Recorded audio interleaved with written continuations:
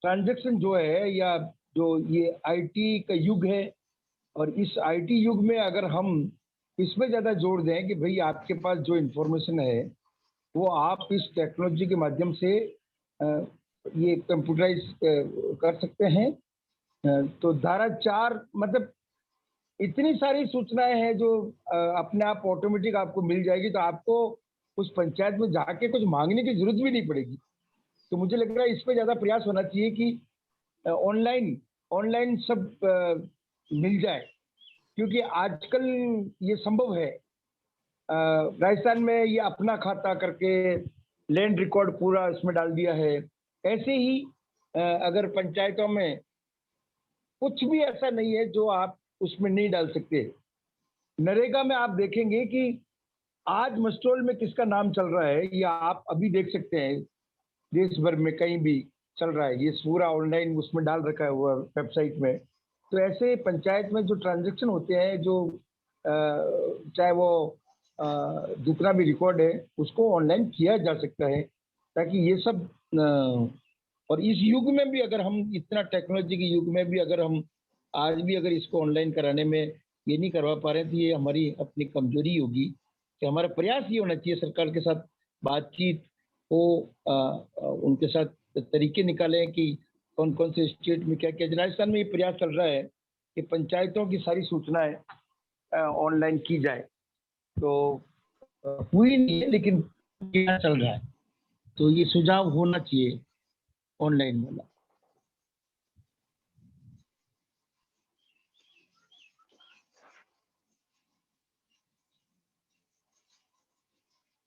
बिल्कुल, बहुत महत्वपूर्ण बात सर आपने जोड़ी है कि ये ज़्यादा से ज़्यादा जानकारी पब्लिक होनी चाहिए, और इसमें सरकार का रोल महत्वपूर्ण है। शायद राहुल सिंह सर कुछ इसमें जोड़ना चाहेंगे। मैं पूरी तरह से सहमत हूँ शंकर जी के इससे कि धारा 4 के तहत ज़्यादा से ज़्यादा जानकारी हमें रखनी चाहिए पब्लिक प्लेटफॉर्म पर।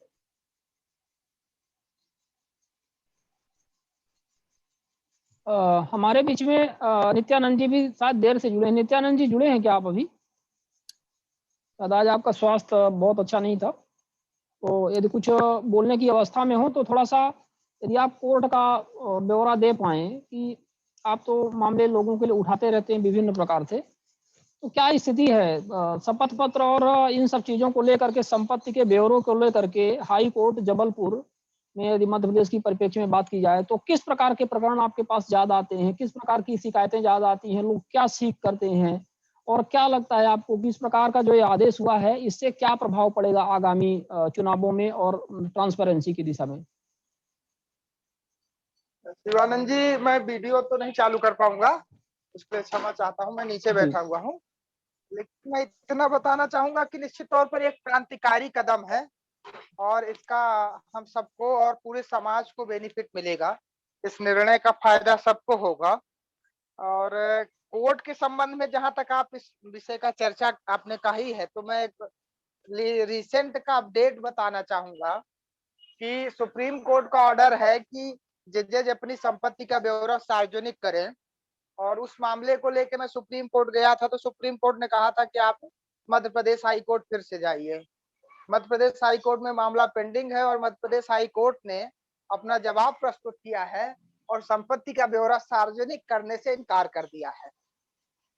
तो कोर्ट्स का क्या व्यू है ये तो मैं समझ नहीं पाता कि क्या स्थितियां हैं, जबकि संपत्ति का ब्यौरा सार्वजनिक करने की पहल सुप्रीम कोर्ट ने ही की थी कि जनप्रतिनिधि अपने संपत्ति का ब्यौरा सार्वजनिक करें। ये पहला मामला सुप्रीम कोर्ट ने ही आदेश किया था। इसके बाद कोर्ट के निर्णय पे ही निर्वाचन आयोग ने इसको कंपलसरी किया था। लेकिन ये निर्णय से, जो निर्णय अभी राहुल सर का आया है, इससे एक कारी परिवर्तन होगा और जो लोग अरबों खरबों कमा लेते थे, करोड़ों कमाते थे, उनका सबका चिट्ठा हम सबको के सामने आ जाएगा। एक क्रांतिकारी कदम है मेरे मतानुसार। जी बिल्कुल। आपने जो, हाँ जी, आपने जो बात कही कि कोर्ट ने ही कहा कि जनप्रतिनिधियों की संपत्ति का ब्यौरा सार्वजनिक होना चाहिए, और आज जब बात आई कि कोर्ट के जजों की संपत्ति का भी ब्यौरा सार्वजनिक हो, तो मुझे शैलेश गांधी जी की वो बात याद आ जाती है। इसमें उन्होंने, जब ये आरटीआई कानून ड्राफ्ट हो रहा था, तो उनके दोस्तों के बीच में बैठ के चर्चा हो रही थी, क्योंकि वो उस कमेटी के मेंबर थे, एनसीपीआरआई और एमकेएसएस और सब हमारे बीच में शंकर सिंह सर भी जुड़े हुए हैं, वो सब साथ में मिल करके काम किए हैं। तो जब ये बात आई, उन्होंने एक वाकया शेयर किया था कि आप सब कुछ करिए, लेकिन कोर्ट को, मतलब सुप्रीम कोर्ट और हाई कोर्ट को आरटीआई कानून से बाहर रखिए। तो जब कोई बात उनके ऊपर नहीं आएगी, तो कुछ भी वो ऐसा निर्णय नहीं देंगे जो जनता और देश के विपरीत हो, क्योंकि दूसरे के बारे में निर्णय देने में तो कोई किसी को समस्या नहीं होती है, पर जब स्वयं की बात आती है तो काफी दिक्कतों का सामना करना पड़ता है। तो ये बात सही है। आपको बीच में टोक रहा था, उसके लिए खेद है। जब मैंने आरटीआई आवेदन लगाया, जानकारी नहीं मिली, आयोग गया, आयोग ने भी इनकार कर दिया। मैंने उस आदेश को यहाँ चैलेंज किया हाई कोर्ट में, तो हाई कोर्ट ने कहा मामला सुप्रीम कोर्ट में पेंड है, आप सुप्रीम कोर्ट जो निर्णय देगा उसके हिसाब से हम निर्णय देंगे। मैं उसके खिलाफ सुप्रीम कोर्ट गया। सुप्रीम जिस समय मैं आज का समय फुल बेंच का वहां का जजमेंट आ गया। सुप्रीम कोर्ट ने कहा फिर हाई कोर्ट जाइए, हाई कोर्ट इस मामले को डिसाइड करे। अब हाई कोर्ट में हूँ, सुप्रीम कोर्ट का जजमेंट है, सारी चीजें होने के बाद भी हाई कोर्ट का जवाब आया है कि नहीं, हम सूचना के अधिकार के तहत अपनी संपत्ति का ब्यौरा सार्वजनिक करने को तैयार नहीं। अब उसमें डिसीजन सीजे साहब की बेंच में मामला लगा है, लेकिन हाई कोर्ट का जो ऑफिशियल जवाब है वो इस तरह है। तो बड़ी दुर्भाग्यपूर्ण स्थितियां हैं कोर्ट को लेके। कोर्ट का जो व्यू आरटीआई को लेके है, तो बड़ा दुखद स्थितियां। मुझे तो लगता है कहीं कोई इस आदेश को भी न चैलेंज करे कि गलत आदेश है। तो स्थितियां खराब है। हो सकता है। मैं तो कहूंगा कि आप इसको डिनाई, आयोग इस पे कैवियट लगा के नहीं कर रखे सकते इस आदेश को। हाँ, आयोग कैवियट लगाए, और हमारा भी कैवियट आप लगा दीजिए। चलिए ठीक है, क्योंकि कोई भरोसा, हाँ, क्योंकि कोई आपकी तरफ से तो लगाया जा सकता, क्योंकि कोई, बिल्कुल, क्योंकि क्या पता, आपने जजों की बात की, हो सकता है वो राज्यसभा और लोकसभा का चुनाव लड़ने वाले हों, तो इसलिए भी तो उनको ध्यान रखना पड़ता है कि अब जज होने, रिटायरमेंट होने के बाद अब क्या उनकी सोशल स्टेटस होगा। तो निर्णय भी वो सोच समझ कर ही देते हैं। आरटीआई कानून की और आम जनता की किसको चिंता है। खैर, अभी अपन आगे आते हैं, और हमारे अन्य जो भी साथी हैं। शिवानंद जी, एक नया जो निर्णय हाई कोर्ट ने अभी लिया है, जो जिसपे लाइव स्ट्रीमिंग हो रही है यूट्यूब पे, वो निश्चित तौर पर एक अच्छा, हाँ, बहुत अच्छा, वो मैंने शेयर किया। हाँ जी, थोड़ा उसके बारे में ब्रीफ करें, और हम उसके लिए हम अब चूंकि केसेस की सुनवाई ऑनलाइन माध्यम से हो रही थी, तो उसको लेके एक हाई कोर्ट में जनहित याचिका दायर थी कि पत्रकारों को उसके लिंक शेयर किए जाएं। तो सुप्रीम कोर्ट की हाई पावर कमेटी ने अभी उस पर निर्णय दिया है कि नहीं, उसके लिंक शेयर किए जा सकते हैं और लाइव स्ट्रीमिंग भी की जा सकती है। उसी के तारतम्य में मध्य प्रदेश हाई कोर्ट ने भी कुछ कोर्टों का, चीफ जस्टिस साहब कोर्ट की कोर्ट और 3-4 और जो सीनियर जजेस की कोर्टें हैं, उनकी लाइव स्ट्रीमिंग की परमिशन दे दी है। और विगत 2 दिन से लगातार यूट्यूब में वो मामले जो सुनवाई हो रही है, उनकी लाइव स्ट्रीमिंग होती है। तो एक अच्छी बात है, जिससे जो घर में बैठा, गांव में बैठा आदमी है, वो भी अपने मामलों पे क्या सुनवाई हो रही है, वकील ने क्या फैक्ट्स रखे, जज ने किस आधार पर निर्णय दिए, ये सारी चीजें उसको देखने और समझने मौका मिलेगा। ये एक सुखद पहलू है। बिल्कुल, और ये सब आप सबके प्रयासों का ही सफल प्रारूप सामने आया है, क्योंकि हमने देखा है कि जिस तरह से गांधी सर ने लगातार, अभी भी वो थक नहीं रहे हैं। हमें लगता है कि अभी उनकी वर्चुअल कोर्ट्स पर, एक तो नेटकॉन कॉन्फ्रेंस में ही उनकी वर्चुअल कोर्ट्स पर, जिसमें माननीय राहुल सिंह सर भी उसमें इनवाइटेड स्पीकर हैं, तो ये है। और इसके अलावा भी अभी कल ही उनकी एक कोई है, एक संस्था जो कार्य करती है, उसके साथ उनकी एक मीटिंग थी, जिसमें वर्चुअल कोर्स पर उन्होंने अपना एक अलग कार्यक्रम रखा था, और भविष्य में भी कार्यक्रम होंगे। तो निश्चित तौर पे जो प्रयास चल रहे हैं, सतत प्रयास चल रहे हैं, और इसमें रिटायर्ड जजेज और वर्तमान जो जजेज हैं, आप जैसे और अन्य जो भी कॉम्पिटेंट वकील हैं, एडवोकेट्स हैं, वो जब आकर के इसके विषय में चर्चा करते हैं और बात निरंतर उठती है, तो इसका कहीं ना कहीं अच्छा इम्पैक्ट पड़ता है। और ये आप सबके सम्मिलित प्रयासों का ही परिणाम है ये बात आज हाई कोर्ट जबलपुर तक पहुंची है, मध्य प्रदेश हाई कोर्ट तक पहुंची है, वो भी इस चीज को गौर कर रहे हैं। सबसे बेहतर व्यवस्था तो वो होगी जब वर्चुअल कोर्ट्स का प्रावधान पूरी तरह से लागू कर दिया जाए, वो ज्यादा बेहतर होगा, क्योंकि जो भी सुप्रीम कोर्ट की ई कमेटी की जो भी अनुशंसाएं हैं, यदि वो सही तरीके से लागू हो जाएंगी तो उसमें बहुत सारे फायदे होंगे, पर्यावरण की दृष्टि से भी, और अन्य जो भी बातें हैं उसमें उल्लेखित की गई हैं, निश्चित तौर पर इनसे सबको हम सबको फायदा होगा और न्याय व्यवस्था में सुधार होगा, पेंडेंसी भी खत्म होगी, ऐसा उम्मीद की जानी चाहिए। हमारे बीच में देवेंद्र अग्रवाल जी भी हैं, काफी लंबे समय से सुन रहे हैं। उन्होंने अपनी फोटो अपने साथ छोटे बच्चे की लगा के रखी हुई है, जीवांश अग्रवाल की, राइट? आप है ना देवेंद्र जी? आप अपने आप को अनम्यूट करें।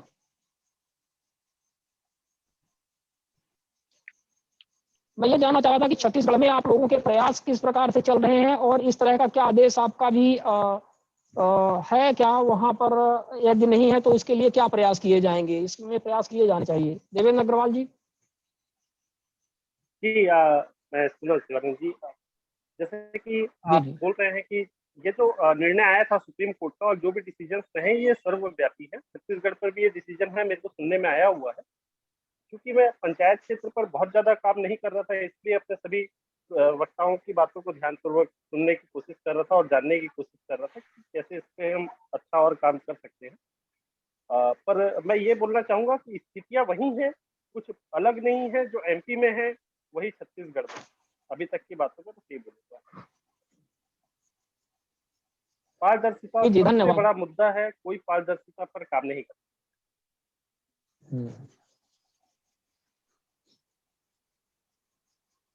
बिल्कुल। वीरेंद्र कुमार जी हैं हमारे उत्तराखंड से, वो अपना एक बहुत सारा अनुभव, वीरेंद्र कुमार जी जुड़े हुए हैं शायद, हाँ बिल्कुल वीरेंद्र कुमार जी जुड़े हुए हैं। ठक्कर साहब, आपका एक अच्छा खासा अनुभव रहा है इस फील्ड में, बताइए इस प्रकार के आदेशों का आप क्या मतलब भविष्य में क्या इसका इम्पैक्ट समझते हैं? और उत्तराखंड में आपने लंबे अरसे तक काम किया है, अभी भी काम कर रहे हैं, तो वहां पे क्या स्थिति है?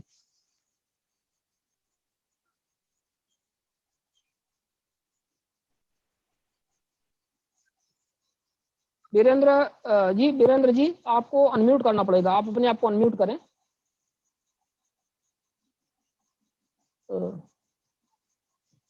चलिए वीरेंद्र जी के पास हम वापस लौट के आएंगे, क्योंकि अभी शायद वो नेटवर्क में नहीं है। हमारे बीच में आलोक कुमार सिंह जी भी हैं जो यूपी से हैं, अधिवक्ता हैं, आरटीआई के लिए काम करते हैं, एडवोकेसी करते हैं। आप आलोक कुमार सिंह जी सुन पा रहे हैं? जी शिवानंद जी, सुन पा रहा हूँ। जी जी, ये विषय पर कुछ आप जोड़ना चाहेंगे? राहुल जी का बहुत बहुत धन्यवाद कि उन्होंने एक प्रयास किया कि कम से कम लोग जागरूक हों कि हम क्या चीज व्यवस्था में निहित है और क्या व्यवस्था को देनी है। ये राहुल सर का जो निर्णय है ये व्यवस्था में पहले से ही निहित था, लेकिन राहुल सर का ये निर्णय आने के बाद कम से कम मध्य प्रदेश में मैं समझता हूँ कि एक पंचायती राज व्यवस्था में लोगों की जागरूकता बढ़ेगी और साथ साथ जो इस व्यवस्था में हम लोगों को सूचना के अधिकार के माध्यम से प्राप्त हो रहा था वो सो मोटो धीरे धीरे प्राप्त होने लगेगा, जहां तक मैं समझता हूँ। अगर इसको मतलब और लोगों ने अगर इनके आदेश को ऊपर के कोर्ट में ये कह के चैलेंज नहीं किया तो जैसा कि मैं समझता हूँ, अन्यथा ये आदेश बहुत सुंदर आदेश है। इस आदेश का मुझे लगता है कि आने वाले दिनों में हम सभी को मध्य प्रदेश के अंदर एक काफी प्रभाव देखने को मिलेगा। जहाँ तक अगर उत्तर प्रदेश की हम बात करें तो उत्तर प्रदेश में पंचायत का चुनाव जो होता है उसमें मैंने निचले स्तर पे जाकर के जब देखा तो स्वयं पाया कि एक आवेदन पत्र भरा जाता है और जब आवेदन पत्र के संग वो भरा ही गया है तो मैं समझता हूँ वो सूचना के अधिकार अधिनियम की परिभाषा में सूचना है और सूचना है तो दे है, फिर तो उस पर कोई चर्चा बचती ही नहीं है। अगर सूचना है तो वो दे है। बिल्कुल। देखिए मेरा ये इसमें जहाँ तक चैलेंज होने का सवाल है, तो चैलेंज होना थोड़ा सा मुश्किल ही होगा, क्योंकि उसमें हमने जो एफिडेविट है और लीगली साउंड है, ये जो वर्डिक्ट जो हमने ऑर्डर जो दिया है वो लीगली साउंड है। और वो कैसे लीगली साउंड है मैं आपको बताता हूँ। गुजरात का इलेक्शन कमीशन का मामला था और उस पे सुप्रीम कोर्ट का जजमेंट है, उसमें उन्होंने इक्वेट किया है कि जो इलेक्शन कमीशन है वो स्टेट इलेक्शन कमीशन जो है वो सेंट्रल इलेक्शन कमीशन के समकक्ष है। तो मैंने उसमें से जो उसका मैंने जो अपना वो निकाला है वो ये कहा है कि अगर स्टेट इलेक्शन कमीशन की जो ऑब्लिगेशंस और ड्यूटीज होंगी वो सेंट्रल इलेक्शन कमीशन की भी वही है। इसका मतलब है सेंट्रल इलेक्शन कमीशन को अगर हम देखें तो उसमें वहां पर ऑलरेडी एफिडेविट देने का प्रावधान है। तो उस लिहाज से जो स्टेट इलेक्शन कमीशन है उनके पास भी ये लागू होता है प्रावधान। तो वहां तो उनको ये कहना पड़ेगा। अच्छा, दूसरा क्या है कि ऑलरेडी सुप्रीम कोर्ट का निर्णय है जहां उन्होंने जो इन्फॉर्म्ड वोटर्स होते हैं, हमारे यहाँ जो वोटर्स को जानकारी मिलनी चाहिए, उसे सुप्रीम कोर्ट ने अपने निर्णय में इसे आर्टिकल 91A का पार्ट माना है। कॉन्स्टिट्यूशनल इसका एक इसको माना है कि ये कॉन्स्टिट्यूशनल प्रोविजन है। बिल्कुल सही बात है सर। ये तो ये विधिक प्रोविजन ही है कि हाँ, प्रत्येक जो निर्वाचित हो रहा है वो व्यक्ति अपनी जो भी प्रोसीजर है उसके अकॉर्डिंग वो फॉर्म भरता है। फॉर्म में संपत्ति का विवरण भी हमें देना होता है। जब हमने संपत्ति का विवरण निर्वाचन अधिकारी को सुपुर्द कर दिया तो वो जैसे निर्वाचन अधिकारी के पास पहुंचता है वो एक पब्लिक डॉक्यूमेंट हो जाता है। और जब पब्लिक डॉक्यूमेंट है तो सर वो सबको उपलब्ध होना ही चाहिए। हाँ, और दूसरा उसमें नहीं, सुप्रीम कोर्ट ने तो इसमें बहुत व्यवस्था बहुत अच्छे से उसमें दी है। सुप्रीम कोर्ट का ये मानना है कि ये कॉन्स्टिट्यूशनल राइट है। एक वोटर जो है हमारे इन्फॉर्म होने चाहिए ताकि डेमोक्रेसी सही ढंग से काम कर सके। हमें अगर यही जानकारी नहीं होगी कि हम किसको वोट देने जा रहे हैं, वो कैंडिडेट का क्रिमिनल कोई प्रोफाइल है या नहीं है, उसने कहीं उसके खिलाफ केसेस दर्ज है या नहीं है, उसके ऊपर क्या उसके एसेट्स हैं, क्या लायबिलिटीज हैं, वो कल को कहाँ उसकी कितनी संपत्ति बनेगी, ये सारी जानकारी नहीं है हमारे पास। तो हम एक इन्फॉर्म्ड डिसीजन कैसे ले पाएंगे अगर इन्फॉर्मेशन ही हमारे पास नहीं है। तो उसको आधार बनाया है। तो मुझे लगता है कि ये चैलेंज कोर्ट की तरफ से तो बिल्कुल कतई नहीं है। चैलेंज इम्प्लीमेंटेशन को लेकर के हो सकता है। जो प्रैक्टिकल आप उसका वो देखें इम्प्लीकेशन की, उसको इम्प्लीमेंट करने के लिए ये लोग इतनी तैयारी कैसे तैयारी कर पाते हैं और कैसे करते हैं। हालांकि panchayat election phase wise manner में होते हैं तो इतना इस तरह का इतना ज्यादा दबाव नहीं बनना चाहिए। नहीं सर, इम्प्लीमेंटेशन कहीं पे भी बीच में नहीं आएगा क्योंकि जब स्थानीय निकायों के पास ये स्वायत्तता और अधिकार प्राप्त हो गए हैं तो उनको ये चीजें डेवलप करनी पड़ेंगी। ये सब जी हाँ, इम्प्लीमेंटेशन पे तो कहीं पे भी इम्प्लीमेंटेशन जब तक इच्छा अगर इनकी होगी तो अगर स्वस्थ इलेक्शन ये लोग कराने का चाहेंगे तो बिल्कुल होगी। और ये लोग चाहते ही नहीं स्वस्थ इलेक्शन हो तो फिर एग्जैक्टली प्रॉब्लम वही होती है। देखिए, सबसे आप देखिए कि मतलब एक डेमोक्रेसी में सबसे जो पहली इकाई जब जिसको हम पंचायत के रूप में देखते हैं और उसके बाद फिर वो आगे बढ़ते आते हैं पंचायत, जनपद और जिला पंचायत। उसके बाद फिर हम देखते हैं कि विधायक, लोकल बॉडीज, जो नगरीय निकाय के इलेक्शन होते हैं, फिर लोकल बॉडीज। अब ये पूरा जो एक सिस्टम पिरामिड की तरह बना हुआ है।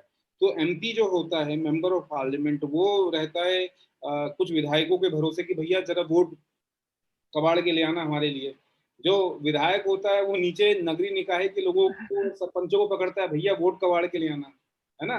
और जो ऐसे इस तरह से नीचे नीचे जाते जाते वो पूरी एक कड़ी बनती है। जिला पंचायत वाला जो है वो सरपंचों को बोलता है भैया जितवा देना, जरा वोट वोट सही से हो जाए। तो ये पूरी व्यवस्था ऐसे बनती है। तो मेरा कहना है कि इसीलिए ये पॉलिटिकल इन्फ्लुएंस ये सब नीचे के स्तर पर भी बहुत ज्यादा काम करता है और इसीलिए व्यवस्था नीचे स्तर पर दुरुस्त होनी बहुत ज्यादा जरूरी है। आप अगर सिस्टम को करेक्ट करना चाहते हैं तो सिस्टम का करेक्शन तभी हो पाएगा क्योंकि आपने ऊपर तो सारी व्यवस्था कर दी कोर्ट ने, सुप्रीम कोर्ट ने। और वो भी सुप्रीम कोर्ट को भी बड़ी दिक्कत हुई, ऐसा नहीं कि एकदम से सारी चीजें ऐसी हो गई। लेकिन मेरा कहना है कि जब वो व्यवस्था वहां ठीक हो सकती है तो निचले स्तर पर भी आप करेंगे क्योंकि भाई अल्टीमेटली इलेक्शन इलेक्शन होता है। आप वहां पर अगर हम एक डेमोक्रेटिक प्रोसेस है वो उस हिसाब से होना ही चाहिए। और अगर हम देख रहे हैं कि वहां पर जो गांव में जो लोग हैं, आप अगर आपने पूरा सिस्टम ही वही बना के रखा है कि उनका एक लोकल सेल्फ गवर्नमेंट है, लोकल सेल्फ गवर्नमेंट, वो चीजें पूरी बेमानी हो जाती हैं अगर वहां पर वो सही ढंग से काम ही नहीं करे। तो इसीलिए मुझे लगता है कि मैं चैलेंज होने को लेकर के बिल्कुल भी मतलब उतना वो नहीं हूँ जितना इम्प्लीमेंटेशन को लेकर के मेरा कंसर्न है।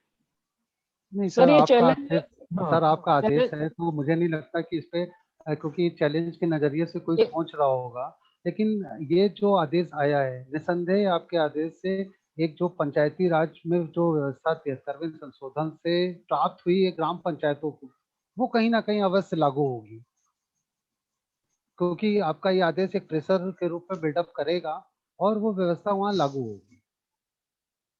सबसे बड़ी बात आलोक जी ये है कि यदि विधायकों सांसदों की संपत्ति का ब्यौरा सार्वजनिक हो रहा है पहले से, चूंकि ये पूरा मामला जिस प्रकार से सूचना आयुक्त महोदय ने दिया हुआ है वो स्पीकिंग ऑर्डर है, इसमें कम से कम बहुत सारे ऐसे क्लॉज का जिस तरह से उन्होंने बताया कि हवाला दिया गया है, तो फिर यदि कोर्ट में चैलेंज होता है तो कोर्ट विधायकों और सांसदों की संपत्ति का ब्यौरा भी, वो भी शपथ पत्र को उसको डिनाई करना पड़ेगा, नंबर एक बात। दूसरी, जिन अन्य स्टेट्स में इलेक्शन कमीशन स्वयं ये बात का हिमायती है कि ये जानकारी सार्वजनिक की जानी चाहिए, और जिन अन्य स्टेट्स के कुछ अन्य जिलों में इस तरह की व्यवस्थाएं हैं 4-5 स्टेट्स हैं जहां पे कहीं कहीं व्यवस्थाएं हैं, वहां होनी चाहिए पूरी, लेकिन चूंकि इम्प्लीमेंटेशन की बात आती है तो वहां सही तरीके से इम्प्लीमेंटेशन नहीं है। तो जो स्वयं ही सियासी जो इलेक्शन कमीशन चाह रहा है, जो हर जगह व्यवस्था है, तो उसको चैलेंज किस आधार पे करेंगे? वो तो फिर कुल मिलाकर के तो यही बात हो गई कि फिर किसी भी चीज को चैलेंज कर दो इलीगल तौर पे।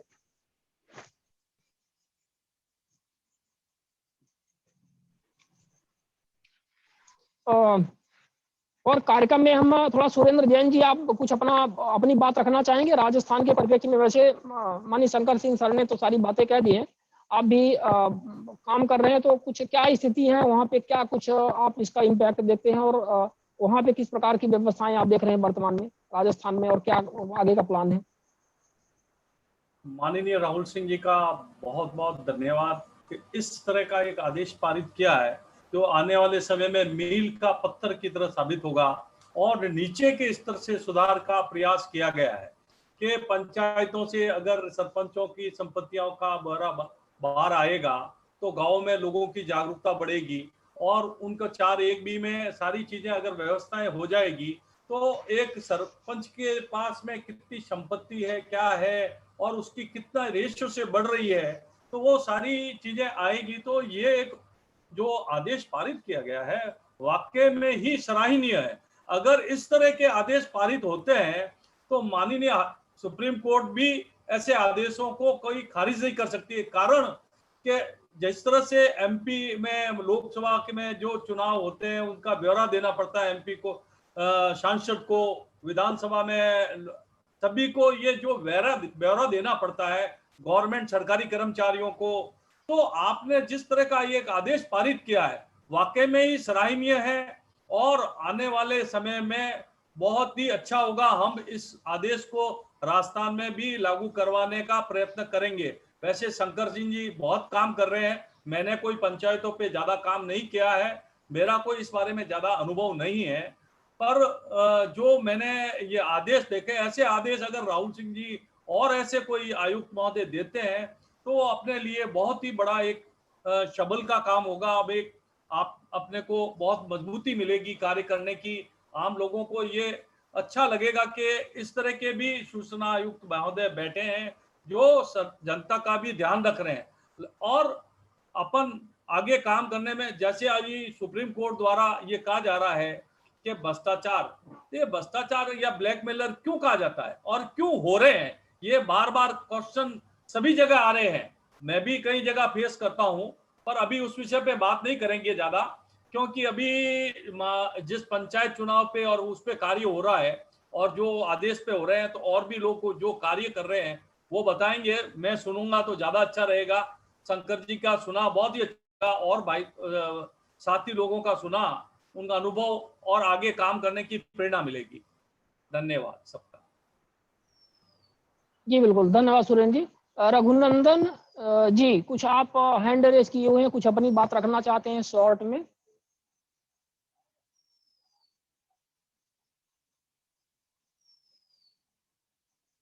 आपको अपने आप को अनम्यूट करना पड़ेगा। हेलो, आवाज आ रही है सर? हाँ आ रही है। नमस्कार सबको मेरा।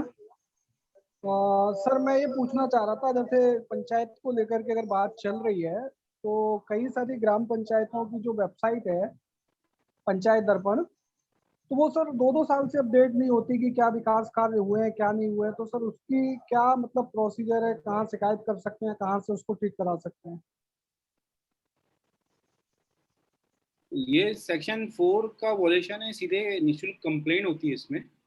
तो आप एक तो अथॉरिटीज को भी आप जो है, जो जैसे पंचायत डायरेक्टरेट है, आप उसको भी शिकायत करिए, डायरेक्ट कर सकते हैं कि ये सेक्शन 4 का वॉल्यूशन है, और उसको बताना पड़ेगा कि क्या अपडेट नहीं हुआ है स्पेसिफिकली, है ना, वो चीज़ प्रूफ बताना होगा।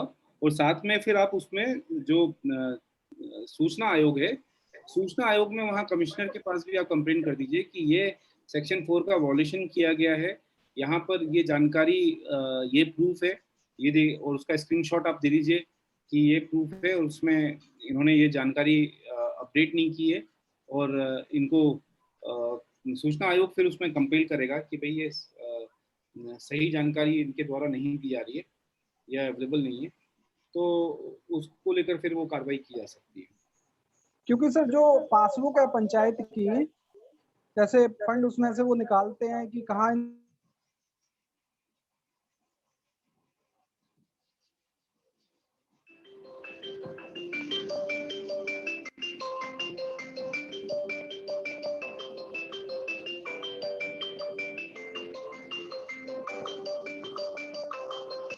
कोई भी अपडेशन नहीं है सर। तो 2020 का पूरा ही अपडेशन नहीं है? नहीं सर, 20 का कोई एक आध काम है, लेकिन सर अपडेशन नहीं है। फंड काफी निकला है सर, लेकिन उसमें से पासबुक से, अकाउंट से। हाँ, तो उसमें आप दे सकते हैं, उसमें आप अपडेट नहीं किया गया, इसको अपडेट किया कहाँ पे सर? जनपद पंचायत सीयू में? ये सिर्फ आपकी पंचायत का ही मामला है क्या? हाँ, मैं अपनी खुद की पंचायत का ही देख रहा था सर कि काफी अपडेट नहीं है, मतलब 2 साल से। मध्य प्रदेश सर, मुरैना में। मुरैना है सर, जोरा। बाकी सारे पंचायतों में है अपडेट? हाँ, कई सारी पंचायतों में अपडेट है सर। हाँ, तो फिर ठीक है, फिर आप अपनी पंचायत के लिए आप जनपद पंचायत सीओ को दीजिए, उसकी एक कॉपी जिला पंचायत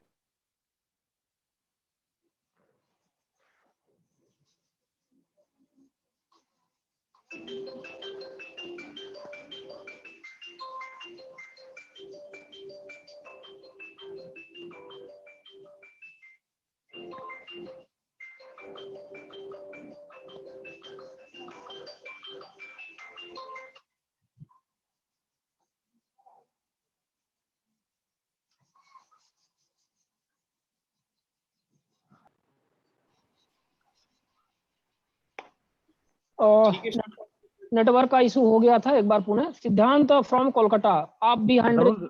राहुल सर, यहाँ पे मैं लोगों को एक बात और बोलना चाहूंगा कि पंचायत पोर्टल पे कोई भी शिकायत करने से पूर्व उसकी शिकायत को अच्छे से जांच अवश्य लें, क्योंकि आपके द्वारा की गई वो शिकायत पंचायत पोर्टल से ही है।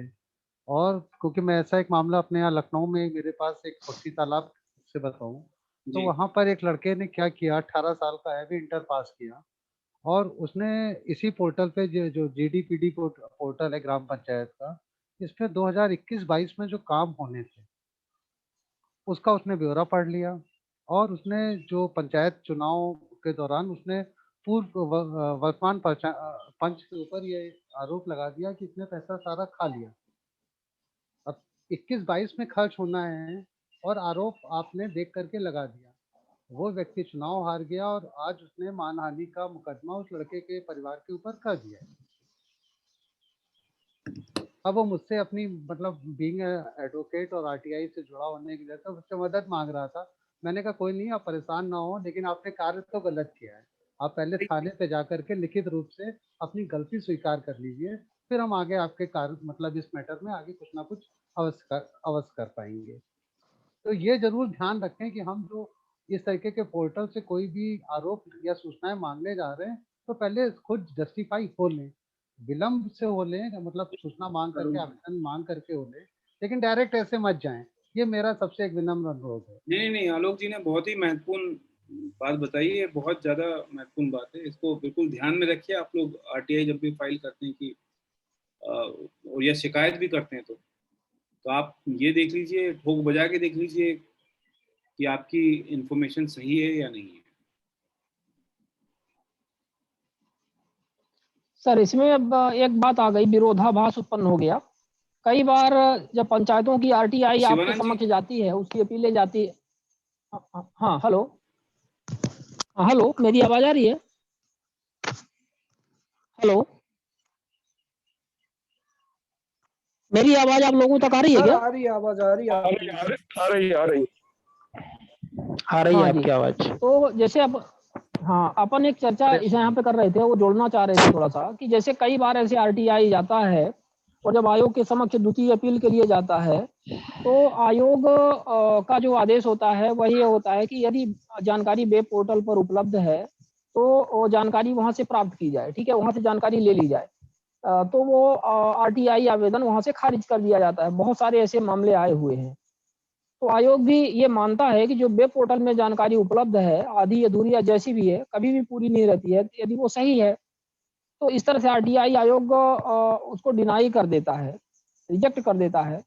तो सवाल यह है कि फिर आप किस पे विश्वास करेंगे? आपने तो आदेश दे दिया, आयोग ने आदेश दे दिया कि जो जानकारी वेब पोर्टल पर उपलब्ध है वहां से आप जानकारी ले लीजिए, इसमें आरटीआई आपको लगाने की जरूरत नहीं थी। और वेब पोर्टल पे हम जानते हैं कि आधी अधूरी जानकारी रहती है, वहां पर स्थितियां अच्छी नहीं है। तो ये बहुत बड़ा यहाँ पे एक विरोधाभास उत्पन्न हो जाता है। इसीलिए जो लोग आरटीआई लगाते हैं तो हमें लगता है कि आयोग को ये चाहिए कि उनको प्रमाणित प्रति वो हार्ड कॉपी में जिसने लगाया हुआ है तो भी उपलब्ध करवाया जाना चाहिए। वेब पोर्टल पे उपलब्ध है, वहां से वो देख सकते हैं, ठीक है, लेकिन हमें सर्टिफाइड कॉपी चाहिए। क्योंकि आलोक जी, जिस तरह से आपने बात यहाँ पे रेज की हुई है, वे कोर्ट में मैटर जाएगा तो आपको सर्टिफाइड कॉपी चाहिए होगी। और यदि हमने वेब पोर्टल से ले लिया प्रिंट आउट, तो वो प्रिंट आउट किस हद तक काम करेगा वो आपको पता है, ये वाले केस के आधार पे आपने बता दिया। तो यद्यपि हम तो बाय डिफॉल्ट कहते हैं कि यहाँ की सारी पंचायतें भ्रष्टाचारी हैं और किसी की भी अपन जांच करवा देते हैं तो उसमें कुछ न कुछ मिल ही जाता है। लेकिन अब ठीक है, वो लड़का था, उसको ये नहीं पता था कि कहाँ से क्या कैसे करना है, तो कहीं वो बेचारा फंस गया। लेकिन आयोग को भी इस बात पर ध्यान देना चाहिए हमारे ख्याल से, और कि मतलब यदि कोई जानकारी सर्टिफाइड कॉपी के लिए लगा रहा है तो उसको जानकारी दिलवाया जाना चाहिए। शिवानंद जी, आप इसकी समझे, कोई भी आयोग ये कहकर अपनी जिम्मेदारी से पल्ला नहीं झाड़ सकता कि ये सूचना यहाँ पर उपलब्ध है, क्योंकि हम उसको 2 रुपए प्रति पेज के हिसाब से इंफॉर्मेशन लेने का पैसा भी शुल्क भी देंगे, तो कोई भी ये आयोग कह ही नहीं सकता। आपको बताना पड़ेगा इतने पृष्ठों में ये चार्ज पड़ेगा। बिल्कुल हुआ होगा, लेकिन वहाँ पे आवेदक की गलती है, उसे कहने की आवश्यकता है कि ठीक है ये वहाँ है, हम आपको जो इस नियम के तहत जो शुल्क है आप हमें शुल्क सहित गणना करके बता दीजिए कि ये सूचना हमारी कितने पृष्ठों में आकलित है, हम उतना पैसा उतना शुल्क आपको जमा करेंगे।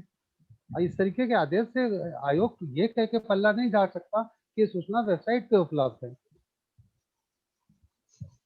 हुआ है, बहुत सारे ऐसे आदेश आए हैं, एमपी में ही परिप्रेक्ष्य में आए हुए हैं आदेश। इसीलिए मैं, चूंकि Rahul Singh sir network out of network कुछ प्रॉब्लम हो गई, शायद वो बाहर जाना भी चाह रहे थे, क्योंकि अभी 2 बज रहे हैं समय, तो वो नहीं रहे इस कार्यक्रम में, इस मीटिंग से वो क्यूट कर गए हैं। लेकिन अपन अगले जब मीटिंग में वो आएंगे तो ये बात जरूर रेज करेंगे, क्योंकि ये निश्चित तौर पे एक बहुत ही सीरियस मैटर है, और इस आधार पर तो आरटीआई बिल्कुल डिनाई नहीं की जा सकती कि वेब पोर्टल पे जानकारी है। सर, अगर लोगों का ये कहना था, अगर वेब पोर्टल पे उपलब्ध थी ही तो हमें आयोग में क्यों आवेदन देकर के आना पड़ा? इसका मतलब कहीं ना कहीं नहीं थी।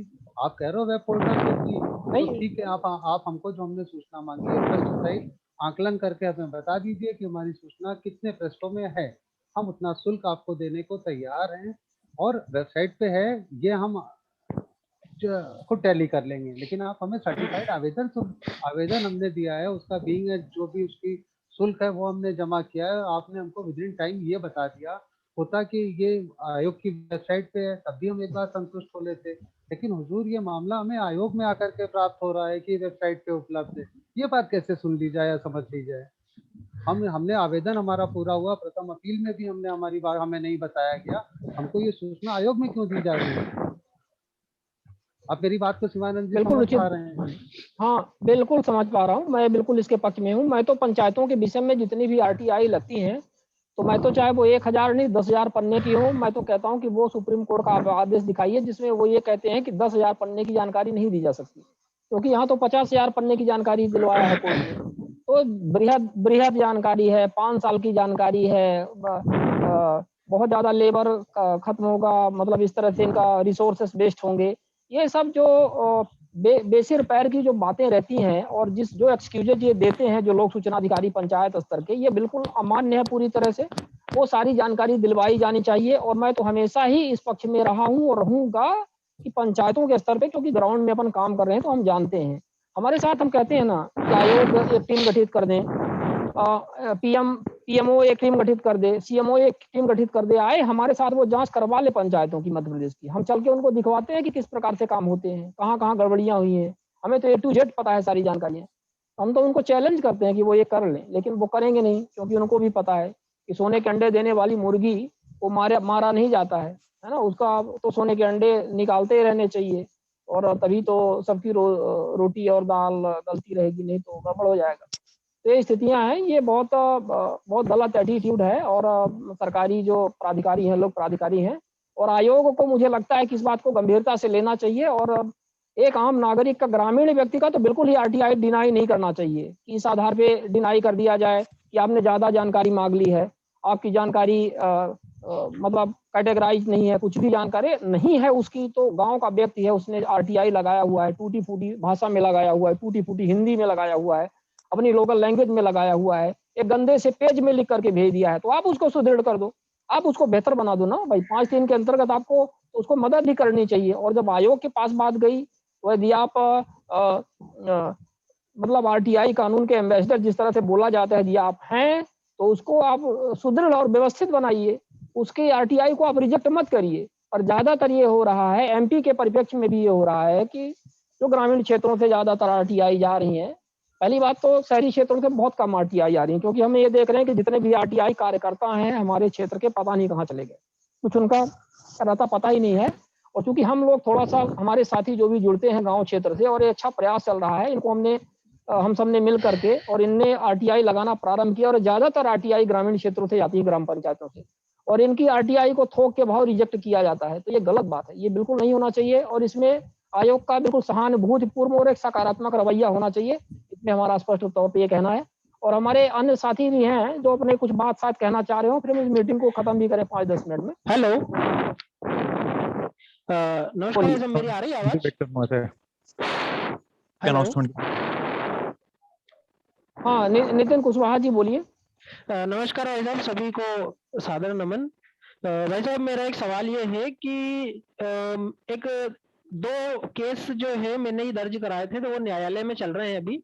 एक तो फर्जी डॉक्टर के ऊपर केस दर्ज कराया था,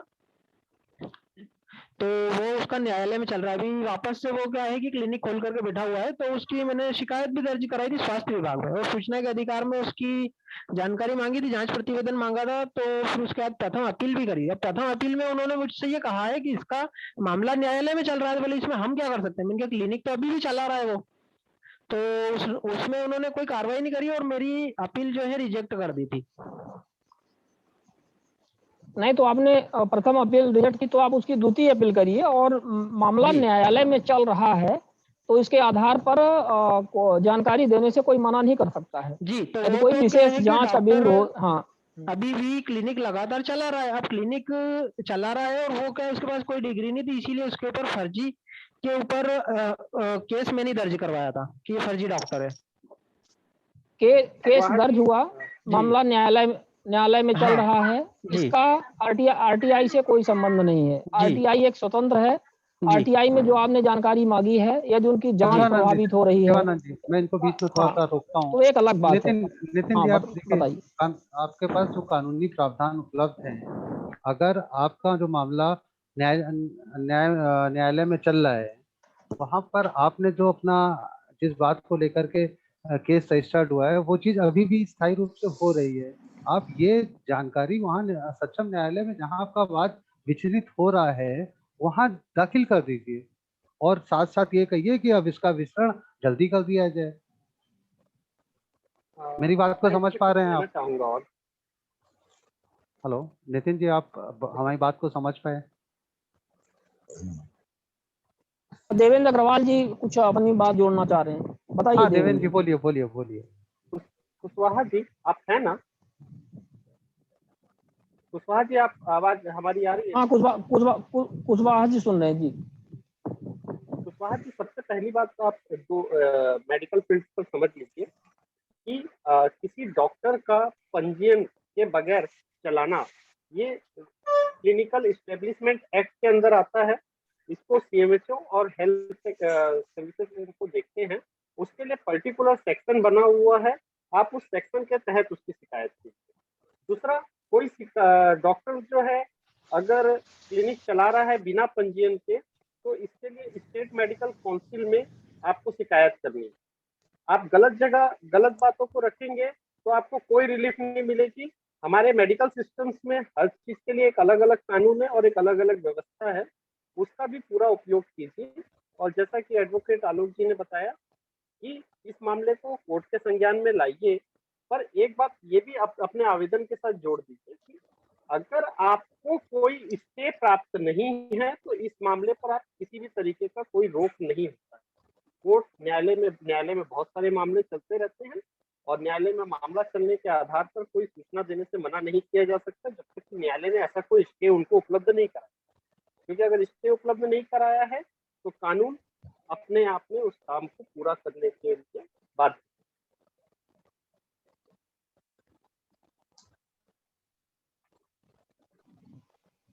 कुशवाहा जी आप अपने आप को अनम्यूट करके बोलिए। हाँ भाई साहब, एक मामला ऐसा ही है। मेरे द्वारा एक न्यायालय में केस दायर किया गया था अवैध निर्माण हेतु। अब वो क्या हुआ है कि अवैध निर्माण किया गया था तो उसको मतलब हटाने के लिए कहीं सड़क पर, तो उसको केस दायर किया गया था। तो वो न्यायालय में तो सालों से चल रहा है और उसमें अभी तक कुछ नहीं हुआ है। तो अब मैं शिकायत फिर से नगर निगम में करके, नगर निगम फिर से शिकायत करके इसमें सूचना के अधिकार में जानकारी ले सकता हूँ, नहीं ले सकता हूँ? एक बार मैंने शिकायत की थी तो उसमें निगम अधिकारियों ने कहा था कि ये तो आपके द्वारा न्यायालय में लगाया गया है। बोले इसका निर्णय न्यायालय करेगा। नितिन जी, मैं आपको फिर यहाँ पे कहना चाहूंगा कि न्यायालय से कमीशन गठित करवा लीजिए, ऑर्डर जी करवा लीजिए कमीशन का कि जी हुजूर जो हमारी शिकायत दर्ज है इस पे कमीशन गठित। जी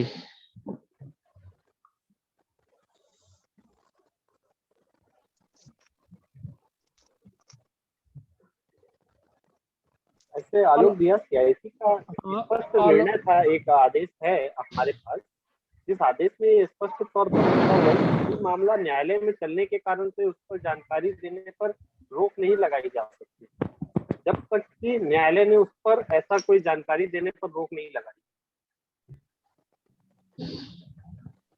बिल्कुल सही बात आपने कही है देवेंद्र जी, और यही है ये ऑर्डर। थोड़ा सा आप ग्रुप में शेयर कर दीजिएगा, तो इनको नितिन जी यदि ग्रुप में जुड़े हैं तो इनको भेज दिया जाएगा जी और आप इसकी द्वितीय अपील करिए। जी हाँ, अभी हमें लगता है कि कार्यक्रम में काफी समय हो चुका है, 2 बज गए हैं, तो हमें लगता है कि ये कार्यक्रम, सिद्धांत जी आप कुछ बोलना चाह रहे थे, बोलिए। सर मैंने लास्ट वीक कुछ क्वेश्चंस रखे थे, आपने कहा था कि नेक्स्ट वीक करेंगे, मैं रिस्पेक्टफुली वेट कर रहा था। गांधी सर भी चले गए, राहुल सर भी चले गए, तो मैं नेक्स्ट वीक का अगर आप बोलोगे तो मैं वेट कर लेता हूँ फिर से। हाँ, अभी जब अन्य गणमान्य जो लोग हैं हमारे माननीय गण रहेंगे तो अपन उसमें चर्चा करेंगे आगे। सॉरी सर, तो उस विषय पे तो अपन इस बार पुनः चर्चा नहीं करना चाहेंगे। आप सॉरी मेरी आपके मेरी छोटी सी रिक्वेस्ट, आपके यदि इस टॉपिक से संबंधित कोई प्रश्न है तो वो आप बताइए, या कोई जजमेंट आया है आरटीआई से संबंधित डाउट है तो सर का एक जजमेंट आया, मैं उस पर भी सेम बात ही बोलूंगा कि इसको जितना ज्यादा से ज्यादा अवेयरनेस में लाया जाए, क्योंकि आप लोगों से मैंने लास्ट वीक बहुत अच्छा वर्ड सीखा, अवेयरनेस में लाया जाए, वो ज्यादा बेटर होगा ताकि लोगों को पता चले कि उनके राइट्स क्या है। बिल्कुल, और इसकी जिम्मेदारी हम काफी हद तक आपको भी देते हैं, क्योंकि आप भी यंग और एनर्जेटिक हैं, तो आप अपने क्षेत्र में कुछ प्रयास करिए और इसका अवेयरनेस आप फैलाइए। सॉरी और मैंने आपका इंटरव्यू देखा था ट्विटर पे, मैंने उसको रीट्वीट भी किया था, मैं अभी भी वेट कर रहा हूँ, मैंने अपने फ्रेंड्स में भी शेयर किया था उन सबको, तो जितना मेरे एंड साइड से हो सकता है मैं कर रहा हूँ, बट ठीक है सर, मैं नेक्स्ट वीक वेट करूंगा। एंड प्लीज मैं आपसे रिक्वेस्ट, हम अपनी तरफ से जितना संभव हो पाता है उतना प्रयास करते रहते हैं, कुछ क्वेश्चंस और करने हैं आप राहुल लोगों सर को और ये गांधी। जानकर हाँ, मुझे कुछ क्वेश्चंस करने हैं राहुल सर और गांधी सर हाँ से, जो कि मैं लास्ट वीक करना चाह रहा था बट वो लोग नहीं थे, एंड रिस्पेक्टफुली मैंने आज वेट किया बट वो चले गए। तो नेक्स्ट वीक प्लीज सर आप इनको याद रखेगा, मेरे थोड़ी मेडिकल प्रॉब्लम्स है, कुछ चीजें मैं मेरे को याद नहीं रहती। शुरू में ही मैं आपको इनवाइट करूंगा, आप अपनी बात डिटेल में उनसे पूछ लीजिएगा, बिल्कुल आपका स्वागत रहेगा। और ये बात थैंक यू सो जानकारी नहीं थी कि वो क्योंकि महत्वपूर्ण प्रश्न थे आपके, आपको चैट नहीं, बॉक्स सॉरी में सर, आपको मैं लिखना था कि हमारे मेरे महत्वपूर्ण, यहाँ पे कभी कभी मेरी होता है। नेट। हाँ, जी जी जी। आशीष राय जी ग्वालियर से आपने भी हैंड रेज किया हुआ है, आपकी भी कोई बात है, आप कुछ पूछना चाह रहे हैं? हमने आपको एक बार और कॉल किया था आशीष राय जी, ये आप अपना पूछ चुके हैं। वीरेंद्र कुमार जी कुछ इस मामले में आप जोड़ना चाह रहे हैं? आप बराबर जुड़े हुए हैं वीरेंद्र कुमार जी ठक्कर साहब, और हम चाह रहे थे कि आप भी अपनी कुछ बात, अपने अनुभव इसमें शेयर करें इन ऑर्डर्स को लेकर के। आपको अनम्यूट करना पड़ेगा शायद, आप अनम्यूट करना भूल जाते हैं, या आप नेटवर्क आउट ऑफ नेटवर्क है, जो भी बातें हैं।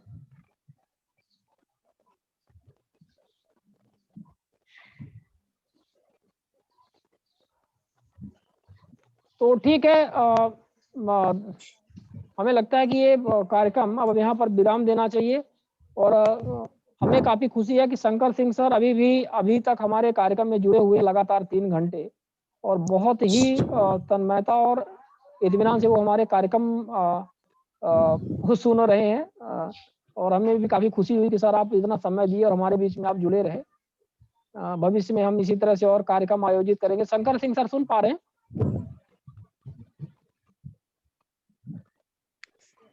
Sir hello.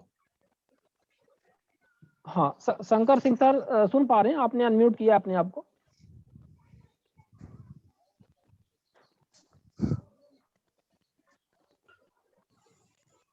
सर बीच में मैं थोड़ा सा अनम्यूट। जी हाँ, बोलिए आप लोकेन जी, आप बोलिए, कुछ बोलना चाहते हैं? चलिए। हाँ सर, मैं ये कह रहा हूँ सर कि आप अपने व्हाट्सएप ग्रुप में सर मुझे जोड़ लीजिए। क्या है कि हमारे यहाँ भिंड में कोई सर ऐसा कार्यकर्ता है नहीं जिसके द्वारा जो कार्रवाई की जाए उसको हम ऐसे यूज कर सकें, उसके सैंपल वगैरह, जैसे उसने आरटीआई लगाई है। तो इसलिए सर मेरी आपसे रिक्वेस्ट है कि आप सर अपने उसमें व्हाट्सएप में मुझे जोड़ लीजिए, ताकि आप जो लगाते हैं वहाँ पे जो कार्रवाई करते हैं उसको हम यूज कर सकें, उसको देख के यूज कर सकें सर आरटीआई का अपने यहाँ पर। हमारा नंबर है आपके व्हाट्सएप में, इसमें चैट बॉक्स में डाल दिया है, यही हमारा नंबर है। आप मुझे अपना नाम और एड्रेस और काम के साथ में एक मैसेज ड्रॉप कर दीजिएगा व्हाट्सएप में, और हम आपको जोड़ लेंगे। ठीक है, धन्यवाद सर, धन्यवाद। हाँ, सुरेंद्र भनौट जी भी हमारे बीच में है। सुरेंद्र भनौट जी हमारे काफी वरिष्ठ कार्यकर्ता हैं, आरटीआई कार्यकर्ता हैं, कुछ अपना मार्गदर्शन देना चाहेंगे सुरेंद्र जी? नमस्कार सबको। नमस्कार सर। ऐसा है, ये फील्ड जो पंचायत के इलेक्शन के बारे में है, ये सब कुछ फेक है, और सारा पंचायती ढांचा ही फेक है। इसके लिए बहुत बड़ी लड़ाई लड़नी है। मैं यहाँ पे लड़ रहा हूँ, और कई पिटीशंस डाली हुई हैं हमने, जहाँ पे कि फेक कैंडिडेट के फेक पेपर्स के ऊपर निर्वाचित घोषित कर दिया गया। तो ये तो लड़ने वाली बात है, जितना लड़ सकोगे लड़ लें हम, और कुछ कर सकते हैं तो करें, क्योंकि ये वर्चस्व का प्रश्न है। अब पार्टियां इतना पैसा खर्च करती हैं इन इलेक्शनों में, हर एक का मुंह बंद कर दिया जाता है पैसा ठूस के, और आम आदमी की कोई वो नहीं है सुनवाई कहीं भी। और जैसे जैसे ये हमारा जनतंत्र जो है ये बढ़ रहा है उसकी तरफ,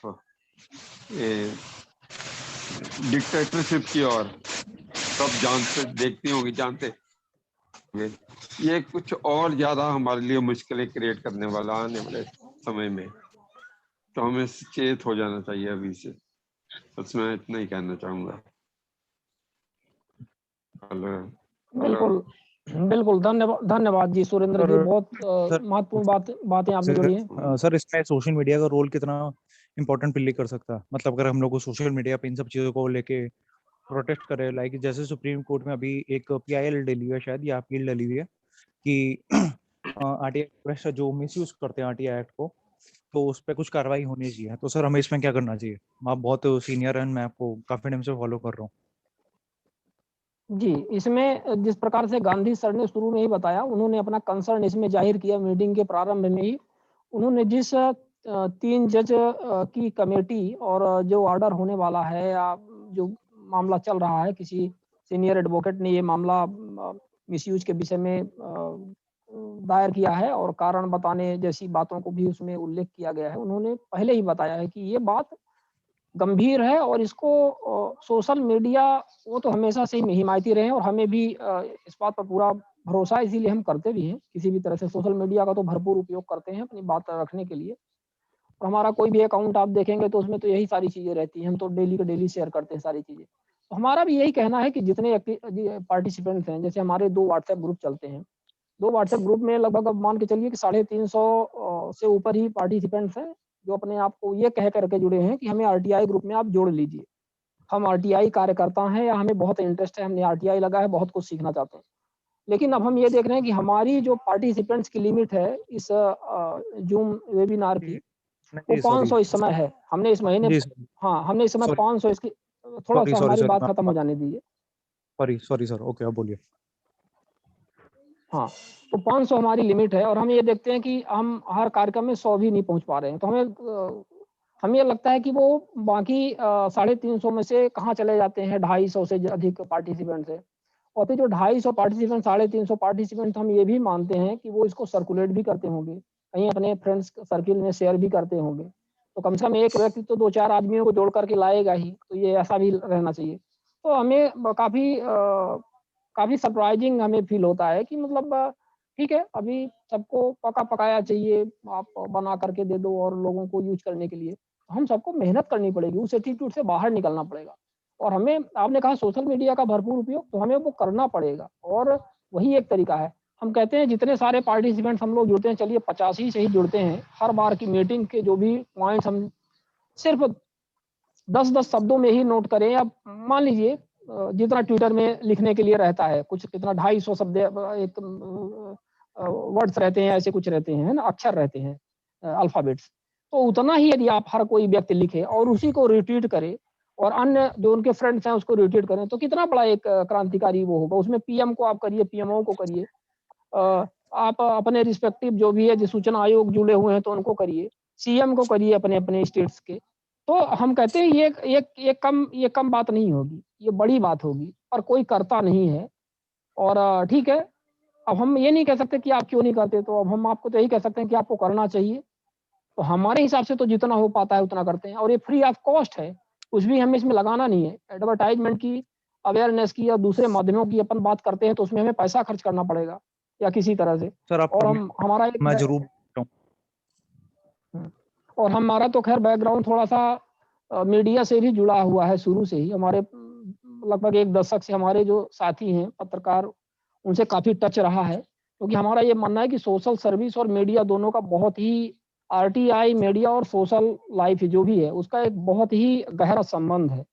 उसको आप एक-दूसरे से अलग नहीं कर सकते। तो आप जंगल में मोर नाचा किसने देखा जैसी स्थिति नहीं होनी चाहिए। सोशल एक्टिविटी आप कर रहे हैं तो वो दिखनी भी चाहिए।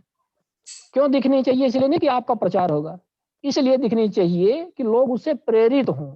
उसको वो देखें कि हाँ, ये व्यक्ति कर रहे हैं तो हमें भी ऐसे ही करना चाहिए और हमारा बिल्कुल उद्देश्य यही है। ठीक है?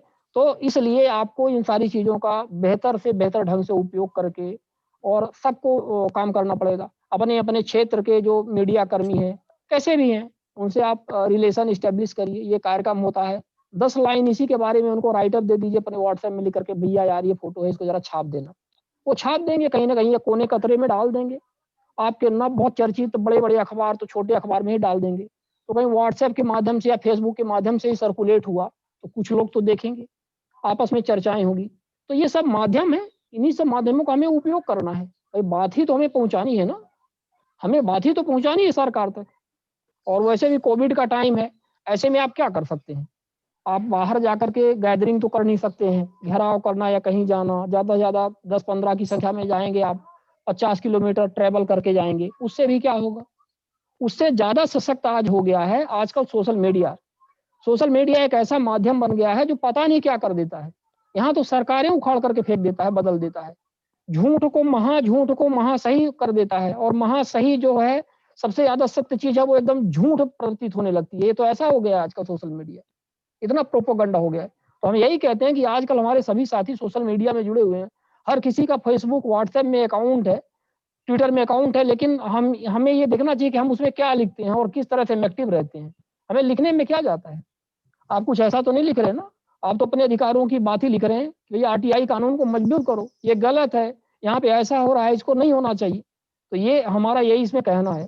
और अब आप लोगों के पास ज़्यादा बेहतर यदि आइडिया होंगे तो हम उसका स्वागत करेंगे। सर मेरे पास कुछ आइडिया मैं बोलना चाहूंगा एंड सीरियसली मेरे को किसी का इंटरप्शन नहीं चाहिए प्लीज, मैं बहुत देर से वेट कर रहा हूँ। सिद्धांत जी आप बोलिए।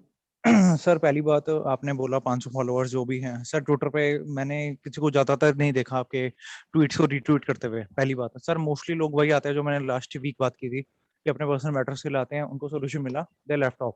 पहली चीज सर। दूसरी चीज अवेयरनेस ज्यादा जरूरी है। Third and most important thing sir, आपने एक बात बोली कि हमने सरकारें उखाड़ दी। सर 70 ऐसे की गवर्नमेंट थी एंड उसके बाद जो अभी गवर्नमेंट आई है, and I don't feel any fear to say this sir, जो अभी गवर्नमेंट आई है उसको आरटीआई एक्ट को किल करना है, दैट्स इट।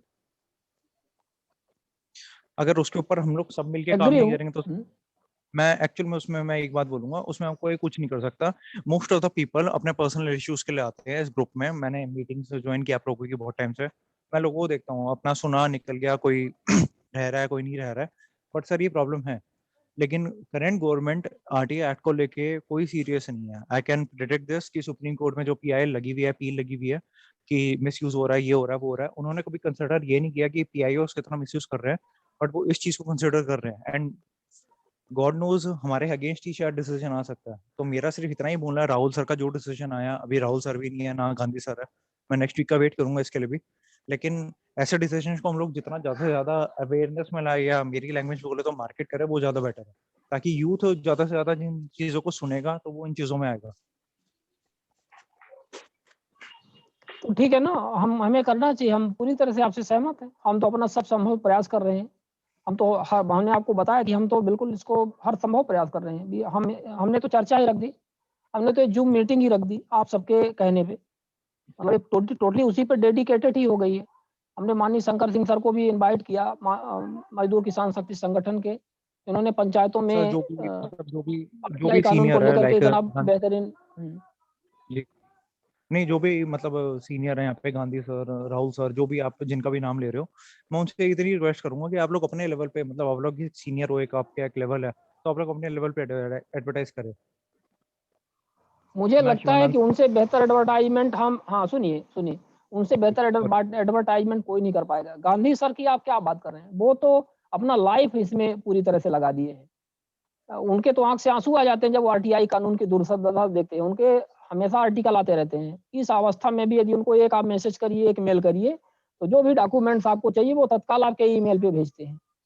इससे एक्टिव व्यक्ति आपको कहाँ मिलेगा? हमें तो नहीं लगा, हमें तो नहीं लगता कि कोई भी व्यक्ति इतना ज्यादा एक्टिवली काम कर रहा है। और बहुत सारे ऐसे इंग्लिश अखबार हैं जिसपे वो लिखते रहते हैं, उनके अभी आर्टिकल आए हुए थे बड़े, हर हफ्ते तो आते हैं उनके आर्टिकल, और उससे बड़ा इन्फ्लुएंसिंग क्या होगा। I don't mind to say this in public platform, but एक करप्ट इंसान लाइक अर्नब गोस्वामी, उसको लोग ज्यादा जानते हैं, लाइक एक रिस्पेक्टेड इंसान गांधी सर को। सर मेरे को ये प्रॉब्लम है कि वो आपके कहने से नहीं होगा, वो ठीक है, वो तो दुनिया की रीति है, उसके लिए तो आप वो नहीं कर सकते ना। छोटा था मेरे को पता सेशंस में, सॉरी सर मैं आपकी बात काट रहा हूँ, मैं छोटा था, आप लोगों के थ्रू मेरे को पता चला सेशंस में कि सर ने गवर्नमेंट स्कूल्स में ऑर्डर्स पास किए थे, वो बोर्ड तब लगते थे, मुझे बहुत अच्छा लगा। Even I told my mother कि मैं ऐसे एक हर हफ्ते मीटिंग में होता हूँ एंड वहाँ पे एक सर है, उनकी वजह से ऐसे बोर्ड्स लगते थे। मैं अर्नब गोस्वामी के सामने ये नहीं बोल सकता हूँ। द थिंग इज, मैं ये चाहता हूँ कि जो लोग एक्चुअल में इस वे में काम कर रहे हैं उनको रिकग्नाइजेशन मिले। फॉर एग्जाम्पल आज स्वामी विवेकानंद जी की जयंती है, सर उसके बारे में कितनी बात हो रही है?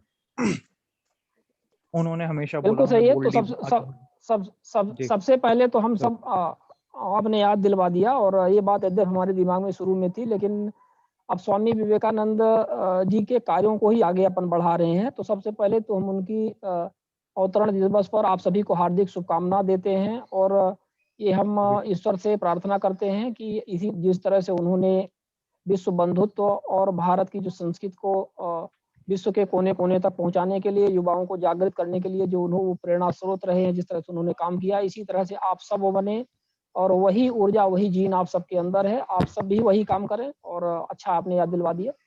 आप सभी को बहुत-बहुत हार्दिक शुभकामनाएं उनकी। आप भी इस युग के स्वामी विवेकानंद है भाई साहब?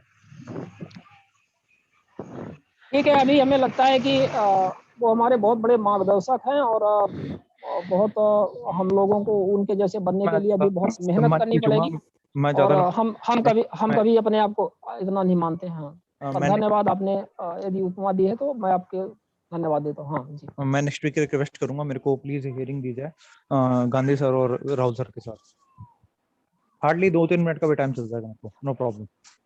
नहीं, अगली बार आप बिल्कुल अपनी बात उनके समक्ष रखें। और यू हैव टू वेट, मैंने वेट किया शिवानंद सर। सर रघुनंदन। हाँ जी, रघुनंदन जी बताइए। सर मैं एक चीज पूछना चाह रहा था कि जैसे सर जितने भी सोशल मीडिया पे ये चल रहे हैं, जैसे कई सारी डिपार्टमेंट के ये बने हुए हैं ट्विटर अकाउंट और फेसबुक अकाउंट, सर इनमें हमेशा सर सिर्फ और सिर्फ एडवर्टीजमेंट चलता रहता है। कभी भी अगर कुछ हम कमेंट करें या किसी को टैग करें तो कोई रिवर्ट आने की सर कभी आज तक मैंने सपने में नहीं देखा। मैं 2011 से ट्विटर यूज कर रहा हूँ सर। बिल्कुल, तो मतलब ऐसा वो कुछ सिर्फ नहीं है अपने कि सर उनको बाध्य किया जा सके। नो सर, सॉरी, मैं आपकी बात इंटरप्ट करूंगा। मेरे को 3 बार रिवर्ट आया दिल्ली पुलिस से। दिल्ली पुलिस करती है, ट्रैफिक पुलिस भी करती है, लेकिन आप पीएमओ को करो कोई रिवर्ट नहीं आएगा। केजरीवाल को सॉरी सर, करो, मेरे को उसका एकदम कोई आइडिया नहीं है, सॉरी। केजरीवाल को भी करोगे कोई रिवर्ट नहीं आएगा। और अगर कोई अच्छी बात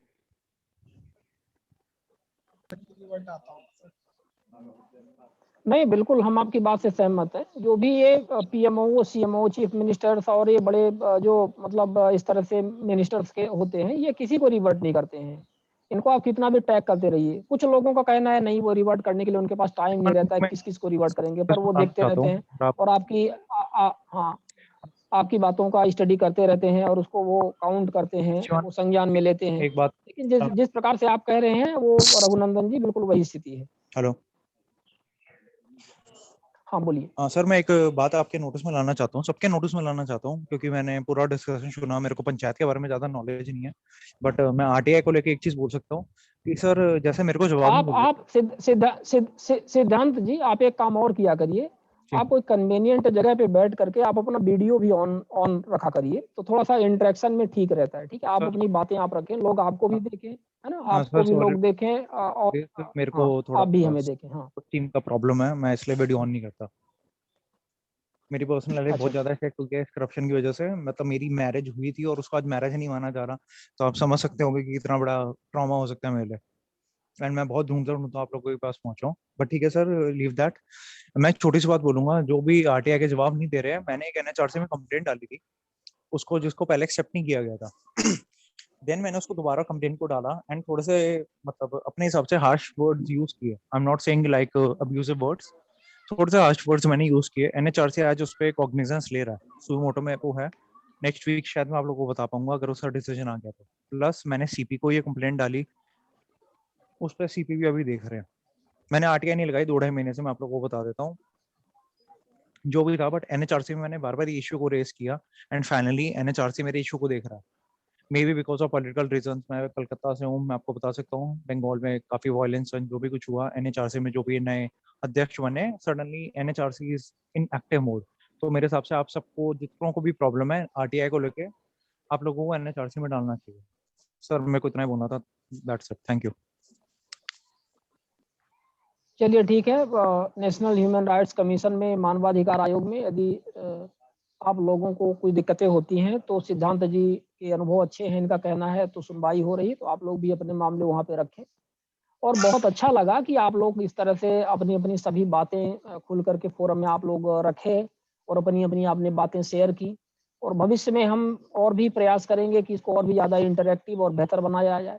और बार-बार हमारा आप लोगों से यही अनुरोध है कि जितने भी लोग जुड़ते हैं, क्योंकि इसको यदि एडवर्टाइजमेंट की बात आती है, जन जागरण की बात आती है, अवेयरनेस की बात आती है, तो सबसे बेहतरीन प्लेटफ़ॉर्म आज के इस आईटी ज़माने में, कंप्यूटर, मोबाइल के ज़माने में सोशल मीडिया से बेहतर कुछ नहीं हो सकता है।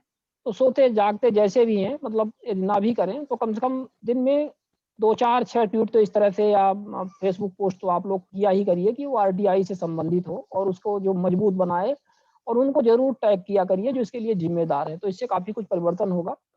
और बहरहाल इसके लिए और बेहतर प्लानिंग की आवश्यकता है। जिस तरह से गांधी सर ने कंसर्न जाहिर किया है बार-बार, और उनका कहना है कि आरटीआई कानून को कोर्ट और सरकार मिलकर के कमज़ोर कर रही हैं। तो हमारे जो मार्गदर्शक मंडल हैं, तो अगले कार्यक्रमों में हम हमारी माननीय निखिल डे सर से बात हुई है, और वो हमारे कार्यक्रम में आगे जुड़ेंगे, और श्रीमती अरुणा राय जी को भी वो साथ में उस कार्यक्रम में सम्मिलित करेंगे, आएँगे, और हमारे साथ शंकर सिंह सर भी रहेंगे और उनकी पूरी टीम रहेगी मज़दूर किसान शक्ति संगठन की। और भी हमारे अन्य साथी गण जो भी हैं, आरटीआई वर्कर्स सब रहेंगे, और इस पे और बेहतर ढंग से हम लोग प्रयास करेंगे कि कैसे काम किया जाए। और आप जो यंग पार्टिसिपेंट्स हैं, विशेष तौर पे आप पर बहुत दारोमदार है। आप लोग इस बात को आप मान के चलिए कि अब गांधी सर जी जैसे लोगों को, और अरुणा राय जी हैं या शंकर सिंह जी हैं या निखिल डे जी हैं, अब सब कुछ उनके सर पे आप लोग मत छोड़िए। अब यदि आप लोग अवेयर हो गए हैं और उस आरटीआई कानून की महत्ता को आप जानने लगे हैं, तो ये आपका भी दायित्व है कि आप लोग आगे निकल करके आइए, क्योंकि वो भी ये चाहते हैं कि जो आगे आने वाली जनरेशन है, जो जनरेशन चल रही है, वो इस जिम्मेदारी को अपने ऊपर ले। ठीक है, हमें बार-बार जो बुजुर्ग होने की श्रेणी में है, चल रहे हैं, उनके ऊपर ज़्यादा दबाव देने की ज़रूरत नहीं है। हमें उनसे मार्गदर्शन लेने की आवश्यकता है। उन्होंने जो अपने लाइफ टाइम अनुभव लिए हैं, अचीवमेंट लिए हैं, उससे हमें सीख करके आगे बढ़ने की आवश्यकता है, और जिसके पास ऊर्जा होती है, वही उस काम को आगे करता है। तो आज चूँकि उस ऊर्जा दिवस का आज दिन है, आज उस स्वामी विवेकानंद जी की जयंती है, उनका जन्मोत्सव है, उनका अवतरण दिवस है, तो इस परिप्रेक्ष्य में हम आप लोगों के अंदर के उस स्वामी विवेकानंद को जगाना चाहते हैं और कहना चाहते हैं कि आप लोग उठिए और जागिए, और हर एक व्यक्ति उस तरह से बनिए, और आज आवश्यकता है समाज के हर क्षेत्र में वो काम करने के लिए।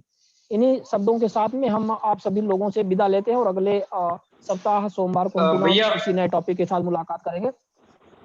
हाँ जी, बताइए। एक बात रखनी थी मुझे, शॉर्ट में बताइएगा, क्योंकि बहुत टाइम हो गया है जी। जी भैया, 12 जनवरी को स्वामी विवेकानंद जी की जयंती होती है, और आज 4 जुलाई के दिन उनकी डेथ हुई थी।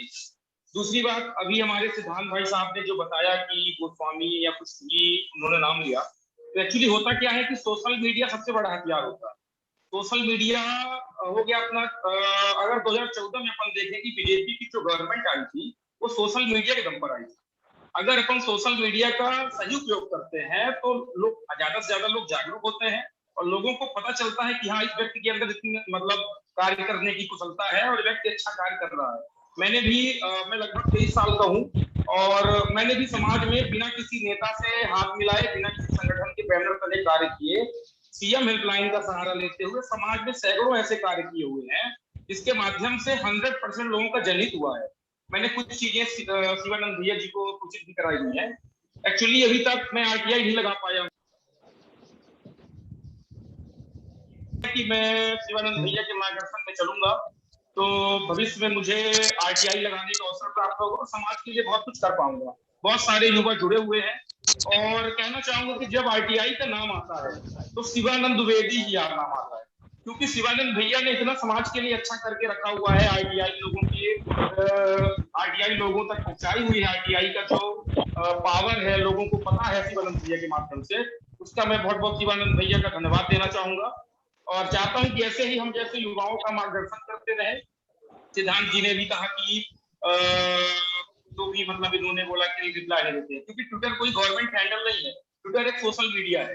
तो जिसमें जैसे यूपी पुलिस हो गई, और अपना हो गया रेलवे हो गया, और भी जो भी अधिकांश चीजें हैं ना, वो रिप्लाई करते हैं उसमें, तो कोई आधिकारिक नहीं है वो। तो ऐसा कुछ सिस्टम होना चाहिए गवर्नमेंट का भी, जिसमें उसकी सुनवाई हो सके, अपन कोई प्रॉब्लम उसमें रखे तो। शिवानंद भैया। जी बिल्कुल, आपने सही कहा है और एक मिनट। मैं आपकी बात से शिवानंद सहमत जी, हूँ, लेकिन एक मिनट सर, एक मिनट। बाय द वे उनकी आज डेथ एनिवर्सरी है, मैंने ये नहीं बोला, उनकी बर्थ एनिवर्सरी है। आप ट्विटर पे चले जाइए, आप गूगल कर लीजिए, आपको पता चल जाएगा। पहली बात। दूसरी बात, मैं ये नहीं कह आप रहा गूगल कर लीजिए, आप गूगल कर लीजिए। सर, मैं ट्विटर पे नंबर 2 पे ट्रेंड देख रहा हूँ मॉर्निंग में। ठीक है, आज उनकी डेथ एनिवर्सरी है, ठीक है, 12 जनवरी को होती है, मुझसे भी गलती हो गई, मैं उसके लिए उनकी जो भी क्षमा नहीं, चाहता हूँ, कोई बात लेकिन नहीं, लेकिन सिद्धांत लेकिन जी ने गलत लेकिन जानकारी दी। सॉरी नहीं सर, नहीं, लेकिन मेरी गलती हो सकती है। लेकिन कुछ वो बात वो करूंगा। हमें महत्वपूर्ण आपस में वो लड़ना नहीं है, हमें महत्वपूर्ण आपस में साथ में चलना है। वो मैंने इन सब नहीं, चीजों पहले आप नहीं, लोग एंड आप पहले आप लोग बात शिवानंद सुनिए। भैया के बीच में मत हम बोलिए। हम ये कहना चाह रहे हैं, पहले आप लोग बात सुनिए। ठीक है, गलतियां हो गई, शाब्दिक गलतियां होती हैं। गांधी जी हो गए या कि विवेकानंद जी हो गए या कि जो भी महान विभूतियां इस तरह से हो गई जो हमारे देश और समाज के लिए काम की हैं, उनकी सिर्फ अंक कि किस अंक के किस दिन को वो पैदा हुए, उनकी तो रोज बर्थ एनिवर्सरी हम लोगों को मनानी चाहिए। हम लोगों को उनकी रोज बर्थ एनिवर्सरी मनानी चाहिए, उनका रोज जन्मोत्सव मनाना चाहिए, एक दिन का नहीं होता है। तो यदि आज 4 जुलाई को उनका, बिल्कुल सही बात आपने कही कि वो प्रयाण किए थे, हम भारतवासियों के लिए सब कुछ दे करके हमारी जो मृत आत्माएं उस समय हमारे अंदर थी उसको जगाने का हर भरसक प्रयास करते हुए वो यहाँ से प्रयाण किए। तो ठीक है, उसकी बात को, उनकी बात को उन्होंने क्या शिक्षा दी, उन्होंने क्या कहा, उस चीज को हमें समझ करके वो चीज हमें अंदर जगाने की जरूरत है। हम वो भावना अपने आप पैदा करें अपने अंदर, तो हमारे लिए, उनके लिए इससे बढ़ के कोई दूसरी श्रद्धांजलि नहीं होगी। जो उन्होंने कहा कि हमें अपने जो संस्कृत को, हमें अपने जो मानवता को, ह्यूमनिज्म की जो उन्होंने शिक्षा दी, विश्व बंधुत्व की जो बात उन्होंने कही, उस चीज को बरकरार रखने की, उसको जीवंत तौर पर, जिसे कहते हैं कि हमें उसको लिविंग करना, हमें लिविंग होकर के, मतलब हमें उसको जी करके उसको एक उदाहरण प्रस्तुत करना है, वो करने की आज आवश्यकता है। ठीक है, तो ये महत्वपूर्ण नहीं है, वहाँ वो महत्वपूर्ण है कि कब उनका जन्मोत्सव हुआ और कब उनका प्रयाण हुआ, लेकिन हमारा मतलब है कि उनकी शिक्षाओं पर हमें केंद्रित होने की आवश्यकता है। और आज आवश्यकता है आरटीआई के परिप्रेक्ष्य में भी देखा जाए और जिस तरह से आज समय है उसके परिप्रेक्ष्य में भी देखा जाए, तो हमें वही जन जागरूकता, जिस तरह से उन्होंने मानवता की ध्वजा पूरे सृष्टि में, संसार में उन्होंने फैलाई और किस तरह से उन्होंने इस तरह से बताया कि आदमी को किस प्रकार से अपना जीवन यापन करना चाहिए और मानवता ही श्रेष्ठ है। ठीक है, धर्म जाति और सारी चीजों से हट करके उन्होंने जिस तरह से वेदांत की उन्होंने शिक्षा दी, आत्मा की अमरता की जिस तरह से उन्होंने शिक्षा दी, उस बात को आज हमें समझने की जरूरत है। और उसको, इस चाहे वो आरटीआई कानून की बात आए या सोशल एक्टिविटी या ह्यूमन राइट्स की कोई भी बात आए, कहीं भी बात आए, वहां हमें उसको जीवंत तौर पर उतारने की आवश्यकता है और उतार करके उसको जीने की आवश्यकता है। और जब तक हम उसको जिएंगे नहीं, लोगों को दिखाएंगे नहीं, तो हमारा प्रीचिंग भी काम नहीं आएगा। तो प्रीचिंग तो अपने स्थान पे है, प्रीचिंग के साथ we have to live that, तो हमें उसको जीना पड़ेगा। तो इन्हीं शब्दों के साथ में मैं आप लोगों से विदा लेता हूं। अगले संडे को फिर अपन मिलेंगे और बेहतर, ये कैसे बेहतर बनाया जाए इसके संदर्भ में सतत चर्चाएं चलती रहें। और हमारे लिए जो भी सेवा हो, जो भी मेरी आवाज आ रही है भाई साहब? मैं शिवानंद जी, मान सिंह जी, मान सिंह जी, जी जी मैं सादर आपका परिचय देता हूं भाई साहब। मान सिंह यादव एडवोकेट, ग्वालियर में निवासरत हूँ भाई साहब, और आज जुड़े और आप सबके अच्छे बौद्धिक ज्ञान, बहुत बहुत स्वागत, बहुत बहुत स्वागत हुआ और आगे जुड़ेंगे ऐसा मेरा प्रयास है सर, और आपसे मार्गदर्शन लेते रहेंगे। बिल्कुल बिल्कुल स्वागत है आपका। हर संडे को सर आप जुड़े और अपने अन्य साथियों को भी ये बात पहुंचाएं और उनको भी जोड़ें। मैंने बहुत बहुत धन्यवाद। साथी है अधिवक्ता परिषद में प्रांतीय उपाध्यक्ष की जिम्मेदारी है भाई साहब, और संघ में नगर संघ चालक की जिम्मेदारी। बहुत बहुत धन्यवाद। जहां भी हैं आपकी जो भी जिम्मेदारियां हैं, जैसे भी संगठन से आप जुड़े हैं, आपका बिल्कुल आपका अधिकार है, आपका स्वागत है, आप बिल्कुल उसको करें और इस कार्यक्रम से जुड़े रहें। आरटीआई कानून को जन जन तक पहुंचाने में आप मदद करें, क्योंकि ये जनता के अधिकार से संबंधित है, हम सबके अस्तित्व से संबंधित है। और इसी के साथ इस मीटिंग को हम देवेंद्र अग्रवाल जी को हम कार्यक्रम में थोड़ा कहेंगे कि वो कार्यक्रम को थोड़ा सा समापन की तरफ ले जाए। हेलो, तो ये पंचायत के संबंध में बहुत हाँ अंकुर जी बोलिए। अंकुर जी एक सेकंड, हाँ, प्रकाश जी, अंकुर मिश्रा जी कुछ बोलना चाह रहे हैं। शिवानंद जी, मेरे 2 क्वेश्चन है। मेरा पहला क्वेश्चन तो ये है कि ये जो जिला शिक्षा अधिकारी कार्यालय में जितने भी लोग कार्यरत हैं, इवन जिला शिक्षा अधिकारी भी, इनके यहाँ से इनकी अटेंडेंस के लिए मैंने एक आवेदन दिया था। आवेदन देने के बाद प्रथम अपील भी लगाई, टाइम निकल गया, सेकंड अपील में मैंने भेज दिया। उसके बाद उनको कहाँ से खबर मिली कि सेकंड अपील में मामला पहुंच गया है, उन्होंने ताबड़तोड़ करके प्रथम अपील की सुनवाई करी। सुनवाई में आदेश भी पारित उन्होंने किया कि हाँ यार, ये आदेशित दिया जाता है कि बोले ये तो पारदर्शिता होनी चाहिए, अटेंडेंस दी जाए इनको। अब अटेंडेंस मेरे पास रिसीव हुई तो मैंने देखा जिला शिक्षा अधिकारी महोदय की अटेंडेंस ही नहीं है, मतलब उनका नाम भी नहीं है, बाकी पूरे कार्यालय की मेरे पास आई है। तो मैंने उनसे मौके की पूछा, मैंने बोला ये अटेंडेंस क्यों नहीं आई? तो बोले जिला शिक्षा अधिकारी का कोई अटेंडेंस रजिस्टर पर नाम थोड़ी ना होता है। तो मेरा ये क्वेश्चन है कि ऐसे जिला शिक्षा अधिकारी या ऐसे कौन से अधिकारी होते हैं जिनको अटेंडेंस करने की कोई बाध्यता नहीं है?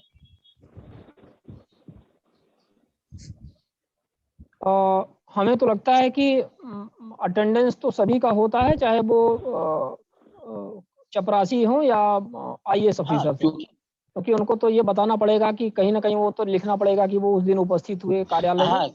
और अब इस विषय में ज्यादा लीगल तौर पे यदि आपको जानकारी चाहिए तो हमारे बीच में और साथी एडवोकेट है मान सिंह जी भी है। मान सिंह जी बेहतर बताएं। मैं निवेदन करूं सर, मैंने न्यायालय में भी देखा है और प्रशासनिक कार्यालयों में भी देखा है, जो प्रिसाइडिंग ऑफिसर होते हैं या जजेज हैं, इनका कहीं प्रेजेंस का रजिस्टर नहीं है। ये जरूर है कि जब वो अब्सेंट होंगे तब जरूर लीव की एप्लीकेशन होती है उनकी।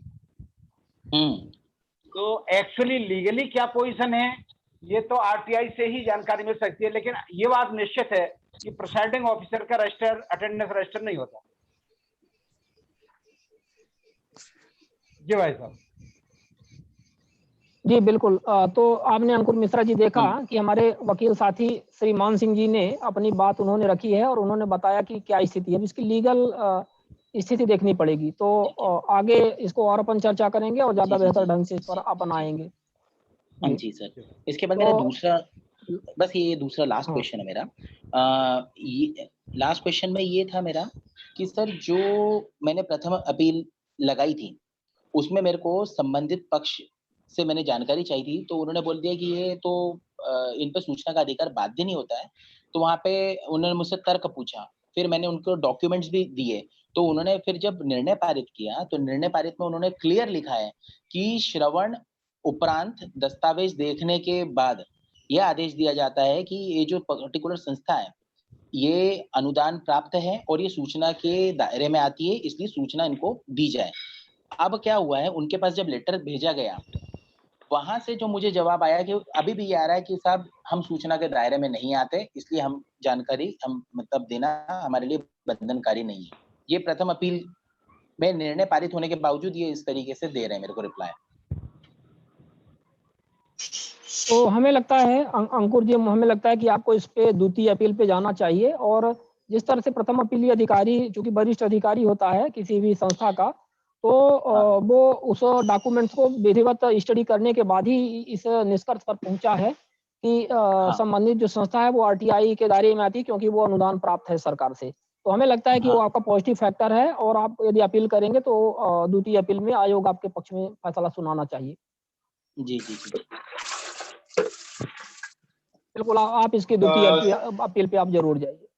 जी बिल्कुल। हेलो जी हाँ प्रकाश जी बताइए प्रकाश जी बताइए। मैं क्षमा चाहूंगा क्योंकि मेरी पहली मीटिंग है, वो थोड़ी हड़बड़ाहट भी है उसके लिए, तो मैं क्षमा चाहूंगा। दूसरा मेरा निवेदन यह था भैया, जैसे पंचायतों में हद से ज्यादा भ्रष्टाचार है और आज की डेट में अगर RTI का नाम आता है तो बिल्कुल आपका नाम आता है, इसमें कोई दो राय नहीं है। छोटा छोटा बच्चा आपको जानता है कि आपके ऊपर कई बार प्राणघातक हमले भी हुए और हर तरह से आपको दबाने का प्रयास किया गया, लेकिन कहते हैं कि सांच को आंच नहीं। जैसे कि अपना एक CM हेल्पलाइन हो गया, ये तो CM हेल्पलाइन का भी जो होता है तो इसका आधा ही सिस्टम है, आधा सिस्टम नहीं है। इस बारे में मैं चाहूंगा कि क्योंकि आपकी बात उच्च लेवल पर सुनी जाती है, तो जो CM हेल्पलाइन का जो सिस्टम होता है तो ये इसमें भी थोड़े धांधली हो जाती है। जैसे पंचायत की अगर कोई शिकायत करता है तो उसमें 20-20, 25-25 OTP आते हैं और शिकायत बंद हो जाती है। दूसरी बात क्या है कि जो सचिव होते हैं इनको पंचायत की हर एक मतलब छोटे से लेके बड़े ट्रांजेक्शन तक हर एक चीज को पंचायत दर्पण ऐप में अपडेट करना होता है, उसमें भी अपडेट नहीं देते हैं। और जैसे आप गंगेओ में पंचायत का गंगेओ जनपद का ले लेगा तो उसमें 10 से 12 करोड़ का शायद काराधान घोटाला भी चल रहा है। तो इस ओर भी मैं आपका ध्यान खींचना चाहता हूँ, क्योंकि कहीं ना कहीं इन घटनाओं और इन भ्रष्टाचार के कारण ही आज युवा वर्ग बेरोजगार है। हर एक पंचायत में लगभग 50 लाख से 1 करोड़ 1.5 करोड़ का घोटाला है। और अगर यही घोटाला हम अगर रोकने में सक्षम हो जाते हैं तो जो ये सरकार के पास फंड की कमी है और जो हमारे जैसे युवा बेरोजगार हैं, रोजगार के लिए तड़प रहे हैं, तो कुछ हद तक इससे भी मैं मानता हूँ कि सरकार को मदद होगी और इसमें अपन अच्छा कर सकते हैं। मुझे तो ये लगता है भैया। नहीं, बिल्कुल आपकी पहली मीटिंग है, जिस तरह से आपने बताया कि आप जुड़े हैं पहली मीटिंग में, तो आप जुड़े रहिए और हम लोग सकारात्मक इसी तरह से चर्चाओं का दौर रखेंगे और आप देखेंगे कि हम किसी न किसी निष्कर्ष पर जरूर पहुंचेंगे। और आपने पंचायतों के भ्रष्टाचार की जो बात की है तो वो तो आप बिल्कुल हमारे बीच में शंकर सिंह जी फिलहाल नहीं जुड़े हुए हैं, लेकिन उन लोगों ने पंचायत के लिए मजदूर किसान शक्ति संगठन का जो पूरा केंद्र ही रहा है वो पंचायतों पर केंद्रित रहा। जिस तरह से उन्होंने बताया कि कैसे उन्होंने सोशल ऑडिट और जन सुनवाई को जब हर पंचायत में लागू करने का प्रयास किया तो निखिल डे जी ने बताया था कि लगभग 5000 सरपंच जाकर के धरना दे दिए थे सरकार के समक्ष। और समझ सकते हैं कि जो सरकारें राजनीतिक तौर पर इन्हीं वोट बैंक पर पलती बढ़ती हैं तो क्या फैसला फिर आरटीआई के पक्ष में देंगी। वो तो उन्हीं 5000 सरपंचों के बारे में ही सोचेंगी और उन्हीं की सुनेंगी। तो फिर वहां पे उसको काफी धक्का लगा, लेकिन फिर भी उनकी जो लड़ाई है वो जारी रही और आज सोशल ऑडिट टीम विधिवत एक नियम कानून के तौर पे आ गया है और हर एक स्टेट में सोशल ऑडिट टीम बनाई जाती है और सोशल ऑडिट का व्यवस्था की गई है। मनरेगा के कार्यों की सोशल ऑडिट की जा रही है। इनफैक्ट इसका दायरा सोशल ऑडिट का न केवल सिर्फ मनरेगा के कार्यों को बल्कि अन्य डिपार्टमेंट और अन्य कार्यों के लिए भी किया जा रहा है और वो ये प्रयास चल रहा है। जो एक्टिविस्ट हैं और इस फील्ड में काम करने वाले जो लोग हैं वो निरंतर अपना प्रयास कर रहे हैं। और जिस तरह से आरटीआई कानून बना है उसी तरह से सोशल ऑडिट कानून के तौर पे आ जाए, इसका प्रावधान चल रहा है, इसके बारे में प्रयास किया जा रहा है। तो आप समझ सकते हैं कि वो जो बात आपने कही है वो हर जगह है और वो समस्याएं हैं। युवाओं के बेरोजगारी की बात है, मजदूरों के बेरोजगारी की बात ले लीजिए। मजदूरों के लिए मनरेगा की योजना आई हुई है, लेकिन कितने मजदूरों को काम मिलता है? आप अपनी पंचायत में चले जाइए, हमारी पंचायत में आ जाइए। आज जो भी मेड़ बधान या कोई भी काम हो रहा है वो सब मशीनों और जेसीबी से हो रहा है। उस बात को कोई देखने और सुनने वाला नहीं है, चाहे वो सीईओ जिला पंचायत हो, चाहे पंचायत विभाग हो या कि कलेक्टर हो। तो उस बात पे कोई यदि आप शिकायत भी करेंगे तो ध्यान नहीं देंगे, क्योंकि वो उसमें बहुत हाई लेवल से गड़बड़ी है, मंत्रालय से गड़बड़ी है, जो सीएम है वहां से गड़बड़ी है, जो पूरा सिस्टम टॉप पे बैठा हुआ है वहां से गड़बड़ी है। तो इनफैक्ट एक कलेक्टर भी या सीईओ भी जानता है कि हम यहाँ पे कुछ नहीं कर पाएंगे, क्योंकि उसको स्वयं भी पता है ये तो हर पंचायतों में चल रहा है। लेकिन अपनी बात को वो बताने के लिए कि हाँ हमने इतने मजदूरों को जॉब दिया, हमने ये जॉब क्रिएशन किया है, हमने इतना काम करवाया है लॉकडाउन के टाइम में, हमने इतने प्रवासी मजदूरों को काम दिया है, वो झूठे कारनामे, उनके झूठे जो दस्तावेज हैं, झूठे जो डेटाज हैं वो बिल्कुल उसको शेयर करते रहते हैं, सब देते रहते हैं, लेकिन ग्राउंड की हकीकत बिल्कुल पूरी तरह से उसके विपरीत है। तो ये सब ऐसे मामले हैं जिसमें जन आंदोलन की आवश्यकता है और न केवल जन आंदोलन बल्कि जो पीड़ित है, जैसे इसमें यदि मजदूर पीड़ित है तो मजदूर की भी आवश्यकता है कि वह स्वयं भी सामने आकर के बोले, अपनी बात को रखे। आप स्वयं बताइए कि मजदूरों और किसानों की जब बात आती है तो कितने मजदूर और किसान मतलब ग्राउंड पे आते हैं? खैर आते भी हैं, ऐसा भी नहीं है। जैसे किसान आए तो किसान आंदोलनों को तो पता नहीं लेफ्ट या राइट या जो भी है या पॉलिटिकल आंदोलन बता करके या विदेशियों का आंदोलन बता करके, पाकिस्तानी या और पता नहीं क्या क्या, हाँ खालसा का आंदोलन बता करके उसको किस तरह से बदनाम करने का प्रयास किया गया। तो यहाँ तो आप आंदोलन भी करेंगे तो वो भी दबाया जाएगा, लेकिन पहले आंदोलन तो हो। तो मजदूर, हाँ तो मजदूरों को भी इसी तरह से चाहिए कि वो भी अपनी बात रखें कि उनकी मजदूरों की और युवाओं का भी ये अधिकार है कि युवाओं को भी ग्राउंड में आना चाहिए। युवा वर्ग आज जागे। युवा, हम कहते हैं कि कंप्लेंट तो ठीक है अपने स्थान पर, आपने सीएम हेल्पलाइन की बात करी। सीएम हेल्पलाइन तो एक फ्लॉप कहानी है। कम से कम 500 कंप्लेनें तो हमने स्वयं यहाँ पे आसपास की दायर की होंगी और उनका डेटा आज की डेट में उस मोबाइल नंबर से निकाल लिया जाए और उसका केस एनालिसिस किया जाए तो उसमें समझ में आएगा कि मुश्किल से 5% शिकायतों का भी उचित समाधान नहीं हुआ है। तो ये तो सिर्फ एक दिखावे की बात होती है। अब आरटीआई कानून की आज ये स्थिति है कि आपको जवाब नहीं दिया जाता है, आपका आरटीआई प्रपत्र एंटरटेन नहीं किया जाता है, आपको घुमा दिया जा रहा है। तो सीएम हेल्पलाइन तो मौखिक मोबाइल फोन लगा करके कंप्लेन करने की बात है, तो उसमें क्या हो, वो तो सिर्फ खाना पूर्ति है। वहाँ तो फोर्स क्लोज रहता है, चौथे लेवल तीसरे लेवल पर जा करके वहाँ से फोर्स क्लोज हो जाता है। आपसे पूछा भी नहीं जाता कि आपकी संतुष्टि हुई है कि नहीं हुई, आपकी समस्या का समाधान हुआ कि नहीं हुआ। तो उसमें तो बिल्कुल हमें लगता है कि उसको तो पूरी तरह से बाइकआउट करना चाहिए, क्योंकि उसमें सुधार तो किया नहीं जा सकता। या कि ज़्यादा एक काम और कर सकते हैं, जितने सीएम हेल्पलाइन में कंप्लेन करने वाले लोग हैं, क्योंकि मोबाइल तो ज़्यादातर लोगों के पास रहता ही है, तो आप ट्विटर वगैरह में इनको टैग करके सीएम हेल्पलाइन सीएम वगैरह को बताइए कि ये आपकी शिकायत है, प्रिंटिंग का स्क्रीनशॉट निकाल के उनको बताइए कि फर्जी निराकरण हुआ, इस तरह से जो निराकरण हो रहा है, शायद इस पे कुछ मतलब एक ओपिनियंस इसमें डेवलप हो बने, ऐसा हो सकता है। और इन सारी चीज़ों में जन जागरूकता की जरूरत है, अवेयरनेस की आवश्यकता है, और लोगों को जन जागरण में हिस्सा लेना चाहिए, ज़्यादा से ज़्यादा लोगों को लेना चाहिए इसमें, और कोई इंडिविजुअल ये नहीं कर पाएगा, ये मुझे लग रहा है ना। तो हम सबको मिलकर के ही काम करना पड़ेगा, प्रयास जारी रखिए। अब ये चिंगारी आपके अंदर उठी है तो अब इसको और भड़काइए, और लोगों को के अंदर इसको प्रज्वलित करिए, और लोग आए और सम्मिलित हों, तो निश्चित तौर पर व्यवस्थाएं तो बदलेंगी। समय के साथ जब भी व्यवस्थाएं बदली हैं तो ऐसे ही बदली हैं, लोग आए हैं, लोगों ने इसका विरोध किया हुआ है, और इस तरह से खड़े रहने की आवश्यकता है, काम करने की जरूरत है।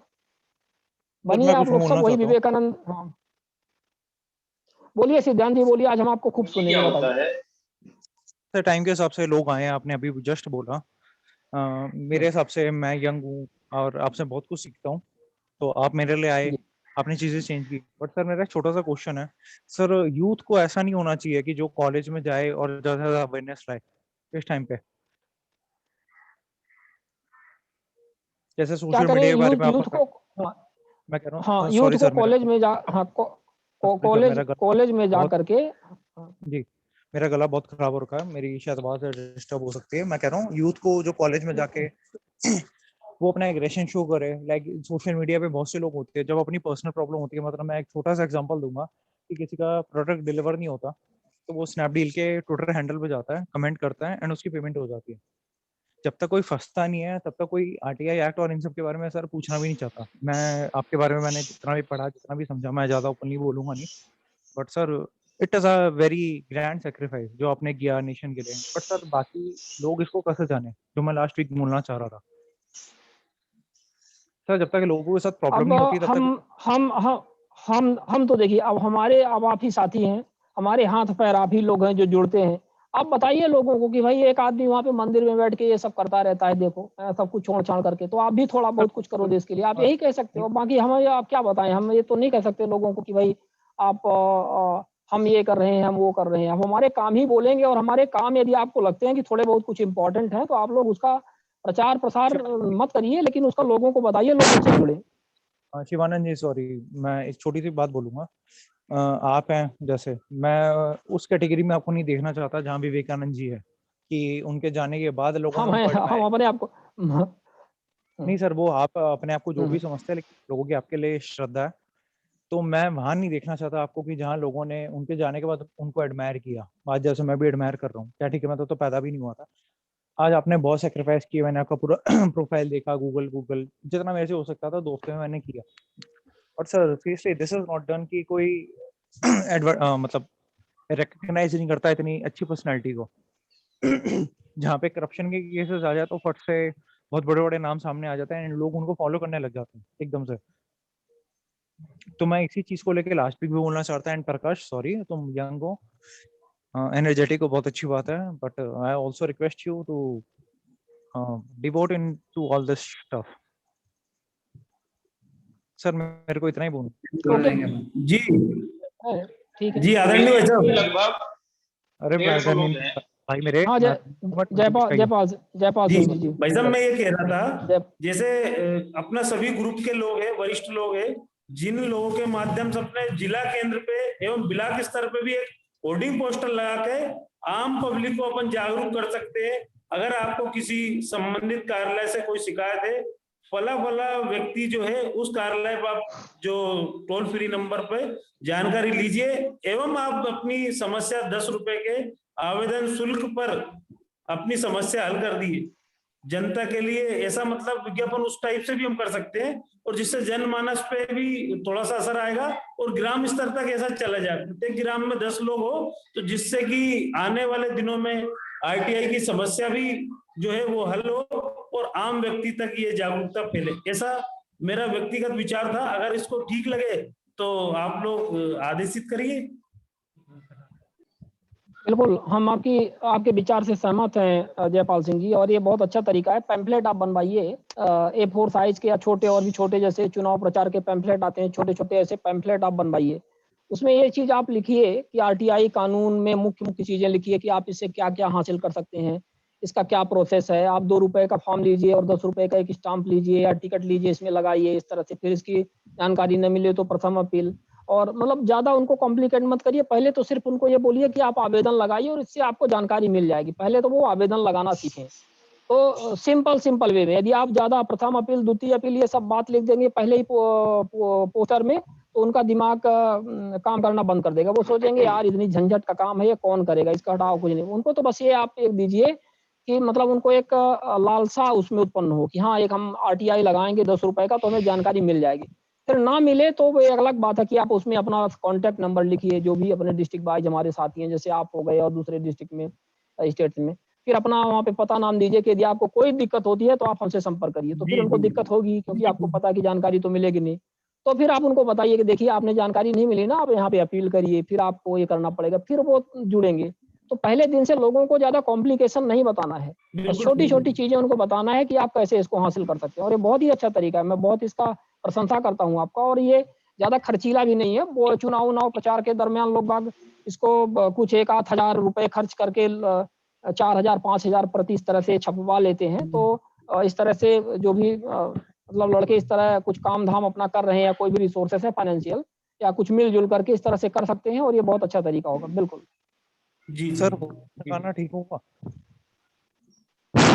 जी, मैं कह रहा हूँ सर, होर्डिंग लगाना ठीक होगा अगर कोई पुलिस विभाग से हाँ बड़ा हाँ हुआ तो हाँ उसके हाँ, होर्डिंग बिल्कुल बिल्कुल, होर्डिंग लगाना ठीक नहीं होगा। सर, आप अपना नाम आप लिख दीजिए। ओके आप होर्डिंग ऐसी जगह पे मत जी लगाइए जहाँ ठीक है पे सर, थैंक प्रतिबंधित यू। हो, या ये लिखा हो कि भाई यहाँ पे होर्डिंग नहीं लगाना है। आप किसी अपने सर मैं साथी की थाने के दुकान पे सामने एक होर्डिंग लगाऊंगा लगा अपने। दीजिए, किसी साथी के दुकान पे लगा दीजिए, सर किसी मैं ऐसी थाने जगह के पे सामने लगा दीजिए जो आपकी थाने के सामने लगा दीजिए, लेकिन थाने पे मत लगाइए। नहीं सर, थाने के सामने जो दुकानें रहती हैं वहाँ पे लगा दीजिए। आप किसी पेड़-वेड़ पे आप लगा सकते हैं, इस तरह से होर्डिंग लगा सकते मोस्टली हैं। जो इस पब्लिक वर्क में इम्पोर्टेंस काम की कर रहे चीज़ें हैं हैं। उनका जी जी जी जी। ठीक है सर, मैं म्यूट कर बस रहा हूँ उस सॉरी। जगह उस जगह पे सिर्फ आपको होर्डिंग नहीं लगाना है जहाँ प्रतिबंधित हो, या ये लिखा हो कि यहाँ पे होर्डिंग लगाना मना है, आप लगाएँगे तो आपके विरुद्ध कार्यवाही हो जाएगी। उस जगह पे आप मत लगाइए। बाकी आप होर्डिंग लगा सकते हैं जहाँ आपकी इच्छा हो, जहाँ आपके साथी हों। इस तरह से किसी का मकान हो बड़ा-सा, प्राइवेट मकान होता है, उसके ऊपर लगा दीजिए होर्डिंग, बड़ी-सी होर्डिंग लगा दीजिए, कोई प्रॉब्लम नहीं है। उसमें कोई ऐसी दिक्कत नहीं है, और ये जी अच्छा सर, तरीका है। यही सब प्रचार-प्रसार के माध्यम है। सिद्धांत जी, जो आप बात कर रहे थे कि आरटीआई कानून का प्रचार-प्रसार होना चाहिए, यही सब माध्यम है। यही सब छोटे-छोटे माध्यमों से, छोटी-छोटी बातों से प्रयास करके ही व्यवस्थाओं में सुधार किया जा सकता है। सर मैंने आज हर तक कभी व्यक्ति को बोला नहीं, बट हाँ, मैंने हाँ, हाँ। 2 साल पहले नहीं, नहीं, सर नहीं, नहीं, 2 नहीं, आपने A4 साइज आपने की नहीं बोला। चलिए, नहीं, मैंने 2 साल पहले तो अभी हमें A4 लगता साइज है की आरटीआई करी थी, और आप उसके लिए शिवानंद दिल्ली भैया को पुलिस मेरे बोल पीछे पड़ी है। लीजिए। हमें लगता है कि अब हमें ये मीटिंग, बस हम अब कुछ बोलना नहीं चाह रहे। हम तो सिर्फ यही चाह रहे हैं कि इस मीटिंग को यदि आप लोग इजाज़त दें, तो हम इसको संपन्न करें। थैंक यू सो भैया एक मच सर। बात मैं और रखना चाहता था, छोटी सी बिल्कुल बात है। रखिए। हुँ। भैया एक्चुअली क्या है कि जो मनरेगा हो गया, उस समय पिछले साल प्रवासी मजदूर आ रहे थे मनरेगा में, तो देखिए आज की डेट में ऐसा सिस्टम हो गया है कि अगर एक दिन कमाएगा व्यक्ति 200-250 रुपए, तो महीने भर अनाज खाएगा। क्योंकि सरकार की जितनी भी स्कीमें हैं सब है तो इन्हीं वर्ग के लोगों के लिए है। मध्यम वर्गीय परिवार के बारे में तो आप भी समझते हैं, पूरी दुनिया जानती है। दूसरी चीज होती है जो प्रवासी मजदूर। पिछले साल मनगांव बाईपास में हम लोगों ने प्रवासी मजदूरों के लिए लगातार भोजन पानी की व्यवस्था की थी, और उसके बाद तहसील से फोन भी आया था कि आपका सम्मान होना है। बाद में फोन किया गया कि सब कैंसिल हो गया है, और जो हम लोगों ने किया हुआ था उसका पैसा कोई और भ्रष्टाचार करके निकाल ले गया। अब चूंकि आईटीआई अभी तक अपन ने लगाया हुआ नहीं था, उसकी जानकारी अपने को नहीं थी। और तीसरी चीज ऐसी है कि जैसे जब शिवानंद भैया आपने शुरुआत की होगी तब आप अकेले रहे होंगे, धीरे धीरे आपसे हजारों युवाओं जुड़े हुए हैं, तो हमें आप जैसे लोगों को रोल मॉडल मानना चाहिए कि जैसे जिस प्रकार से शिवानंद भैया ने सभी समस्याओं से लड़ते हुए, पता नहीं भैया मैं सही बोल रहा हूँ कि आपके ऊपर तो कई प्राणघातक हमले भी हो चुके हैं। होते रहते हैं, अब क्या करेंगे, अब उसके लिए अब हम ईश्वर पे ही छोड़ते हैं, उनकी जब इच्छा होगी। यहाँ पे कोई अमर होने के लिए तो आया नहीं है, हमारे सबके काम ही अमर रहेंगे, ठीक है ना। हमें क्या मारेंगे लोग, हमारा शरीर तो पहले से ही मरा है, क्योंकि ये पंच तत्व में सम्मिलित हो जाएगा कभी भी, ठीक है। हमारी आत्मा है, जब तक इस शरीर में है तब तक है वो, जब चली जाएगी तो चली जाएगी, हम कभी मरेंगे थोड़ी ना। हमारी आत्मा तो अमर है, हम तो आध्यात्मिक व्यक्ति हैं, हमें कौन मारेगा, आत्मा को कौन मारता है? जो मारना चाह रहे हैं, हाँ हाँ, नहीं वही बात है भाई, आत्मा मरती नहीं है। हमारी संस्कृति क्या बताती है कि हमारी जो आत्मा है वो अमर है। श्रीमद् भगवद गीता कहती है कि आत्मा न कभी जन्म लेती है, न कभी वो मरती है, न वो जलाई जा सकती है, न पानी में भिगोई जा सकती है। अजर है, अमर है, शाश्वत है, सनातन है, वो आत्मा है हमारे अंदर, तो उसको कौन मारेगा? जब तक है तो वो जीवित रहेगी इसी तरह से, खुले तौर पे शेर की तरह जीवित रहेगी।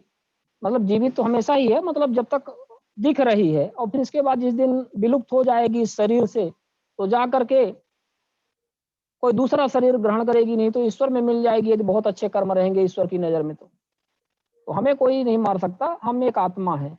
बाकी जो मरेगा वो शरीर मरेगा, और उसकी कोई गारंटी नहीं है वो कब मर जाए। कोरोना में ही हमारे इतने साथी भाई, देशवासी, हमारे वैश्विक बंधुत्व के दुनिया के लोग मर गए, ठीक है। तो अभी क्या कहा जाए कि क्या हो जाएगा, तो वो छोड़िए, वो दूसरी चीज है। लेकिन आपके काम जीवित रहते हैं, और काम पर आप लोग सब ध्यान दीजिए, और इस तरह से चीजों से आदमी को कभी घबराना नहीं चाहिए। नहीं, मेरा कहने का अभिप्राय यही था कि आपने हजार मुसीबतों को ढकेलते हुए लाखों लोगों के हितों में जो कार्य किया हुआ है वो प्रशंसा के योग्य है, और हम जैसे युवाओं को आपसे प्रेरणा लेनी चाहिए। और ठीक है, महापुरुष हमारे विवेकानंद जी हैं, भगत सिंह हैं, आजाद हैं, लेकिन आज हमारे सामने जब आजाद हैं तो हम क्यों उनको दरकिनार करें? हमें आपसे प्रेरणा लेनी चाहिए। आपके कई कार्य ऐसे हैं जिनसे कई लोगों का हित हुआ है, आपने कई लोगों को ऐसी प्रेरणा दी है कि उनके माध्यम से कई लोगों का हित हुआ है। तो मैं तो यही चाहूंगा कि आज के युवाओं को आप जैसे लोगों को रोल मॉडल मानना चाहिए, आपकी बातों को मानना चाहिए, जो व्यक्ति समाज के लिए हर तरह से समर्पित है। बस मैं इतना कहना चाहूंगा कि मैं तो आपका हम सिर्फ, हाँ जी जी बिल्कुल, मैं आप लोगों से बस विनम्र अनुरोध करूंगा कि रोल मॉडल मानने या ना मानने की एक अलग बात है। बस मेरा सिर्फ एक निवेदन है सबसे कि सब कोई समाज हित में, देश हित में काम करें, और काम करें बस। किसी को महिमा मंडित करने की आवश्यकता नहीं है, चाहे हम हैं या चाहे कोई भी है। हमें सिर्फ उनके कर्मों से कुछ ना कुछ सीखने की जरूरत है, और उससे आगे बढ़ने की आवश्यकता है। बस हमारा यही कहना है, और यही आप लोग करिए। और आप लोग सब सदैव ही हमारे साथ जुड़े हुए हैं, हम कभी भी किसी को अपने से अलग नहीं मानते हैं। और हमें लगता है कि अब हमें कुछ अगले मीटिंग के लिए रखना चाहिए, और हम लोग आज 4 घंटे टोटल मीटिंग में पार्टिसिपेट किए हैं।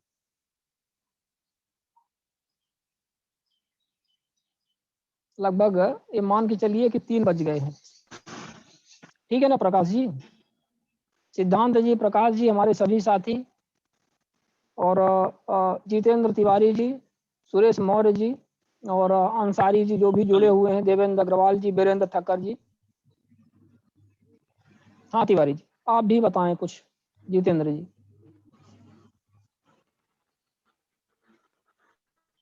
जितेंद्र तिवारी जी कुछ बोलना चाह रहे हैं आप? जी भाई साहब नमस्कार। तो मैंने वीडियो अभी बंद कर रखा है। आपने एक बहुत महत्वपूर्ण बात कही थी चैट बॉक्स में, मुझे याद है।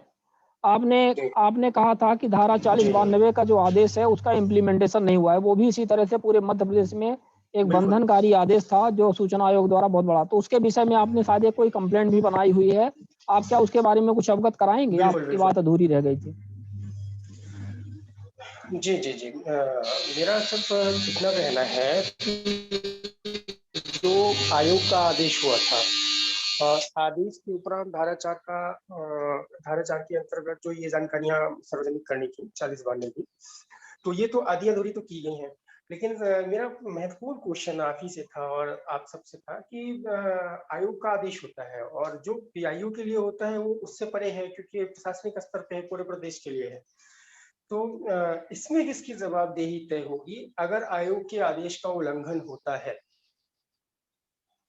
आयोग हमें किसमें किसको लगता है जवाबदेही मानेगा अगर आयोग के आदेश के उपरांत? जी, हमें लगता है कि 4092 का जो आयोग ने आदेश दिया था उसमें मुझे सही तरीके से याद है, तो उन्होंने जीएडी को ये 7 पत्र या पंचायत विभाग को किसको लिखा था, आपको याद है? जीएडी को लिखा था, हाँ, पंचायत विभाग को। जी जी, पंचायत विभाग को, डायरेक्टर पंचायत विभाग को उन्होंने लिखा था। तो ये डायरेक्टर पंचायत विभाग ने फिर सभी समस्त जिला पंचायत के सीईओ को आदेश दिया था कि आप ये व्यवस्थाएं लागू करिए, ठीक है। तो और अब इसमें जब आप मैं ये बताना चाहूंगा कि इसमें आयुक्त महोदय ने पूर्व जो डायरेक्टर थे मनोज श्रीवास्तव जी, उनके पूर्व के पत्र का भी हवाला दिया था कि उन्होंने भी ये जानकारियां मंगवाई थी और जो जुलानिया जी थे उनके भी पत्र का हवाला दिया था। उसके बाद उन्होंने इसमें मेंशन किया था कि आयोग का आदेश है इस तरह से, और फॉर्मेट में उन्होंने प्रारूप की जानकारी बताई। बिल्कुल सही बात है। तो वो तो सब पत्रों का हवाला उन्होंने दिया था, वो तो व्यवस्थाएं सुचारू रूप से चलाने के लिए कि ये व्यवस्थाएं पहले से बनी थी और वो व्यवस्थाएं लागू नहीं है, इसलिए उन्होंने उन पत्रों का हवाला दे करके ये व्यवस्था पुनर्व्यवस्था सुदृढ़ तरीके से कैसे काम करे और कैसे पारदर्शिता आए, उन्होंने ऐसा आदेश दिया। लेकिन चूंकि उन्होंने ये आदेश दिया था, संबंधित 3 महीने का समय दिया था संबंधित डायरेक्टर पंचायत विभाग को, तो जब आप शिकायत इसकी करेंगे तो जहां ये व्यवस्थाएं लागू नहीं है, जैसे मान लीजिए आप रीवा से हैं, रीवा संभाग से, तो रीवा संभाग में आपने शिकायत की, जिला कलेक्टर को की, जिला सीईओ की और जिला पंचायत कमिश्नर रीवा संभाग को आपने किया। आप एक इसकी शिकायत जीएडी को भी कर दीजिए, क्योंकि सामान्य प्रशासन विभाग का काम है कि ये सब व्यवस्थाएं देखता है, कौन सा आरटीआई का कानून सही तरीके से लागू हो रहा है कि नहीं लागू हो रहा है, धारा 4 की व्यवस्थाएं लागू हो रही कि नहीं, उसकी मॉनिटरिंग वो करते हैं।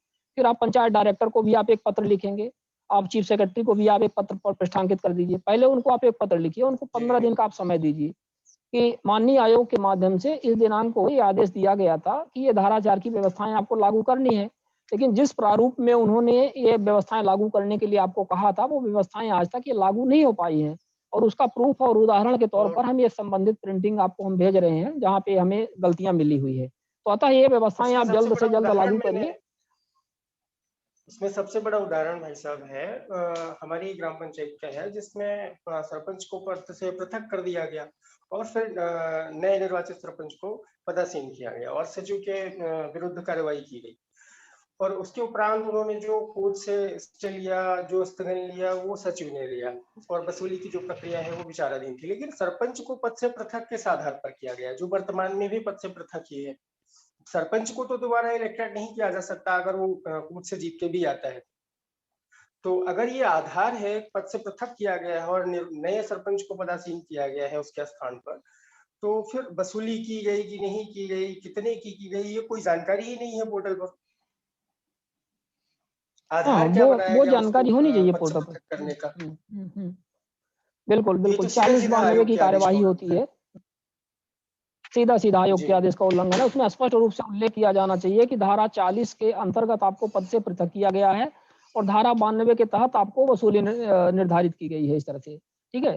तो इस तरह से वो आदेश का बिल्कुल बिंदुवाद जिस तरह से आयोग ने कहा भी था। आपके पास जी, आपने खुद जैसे स्वयं ने बताया था कि लगभग 200-300 सरपंच और सचिव के विरुद्ध कार्रवाई की गई है, ये कुछ आपके पास जानकारियां थी।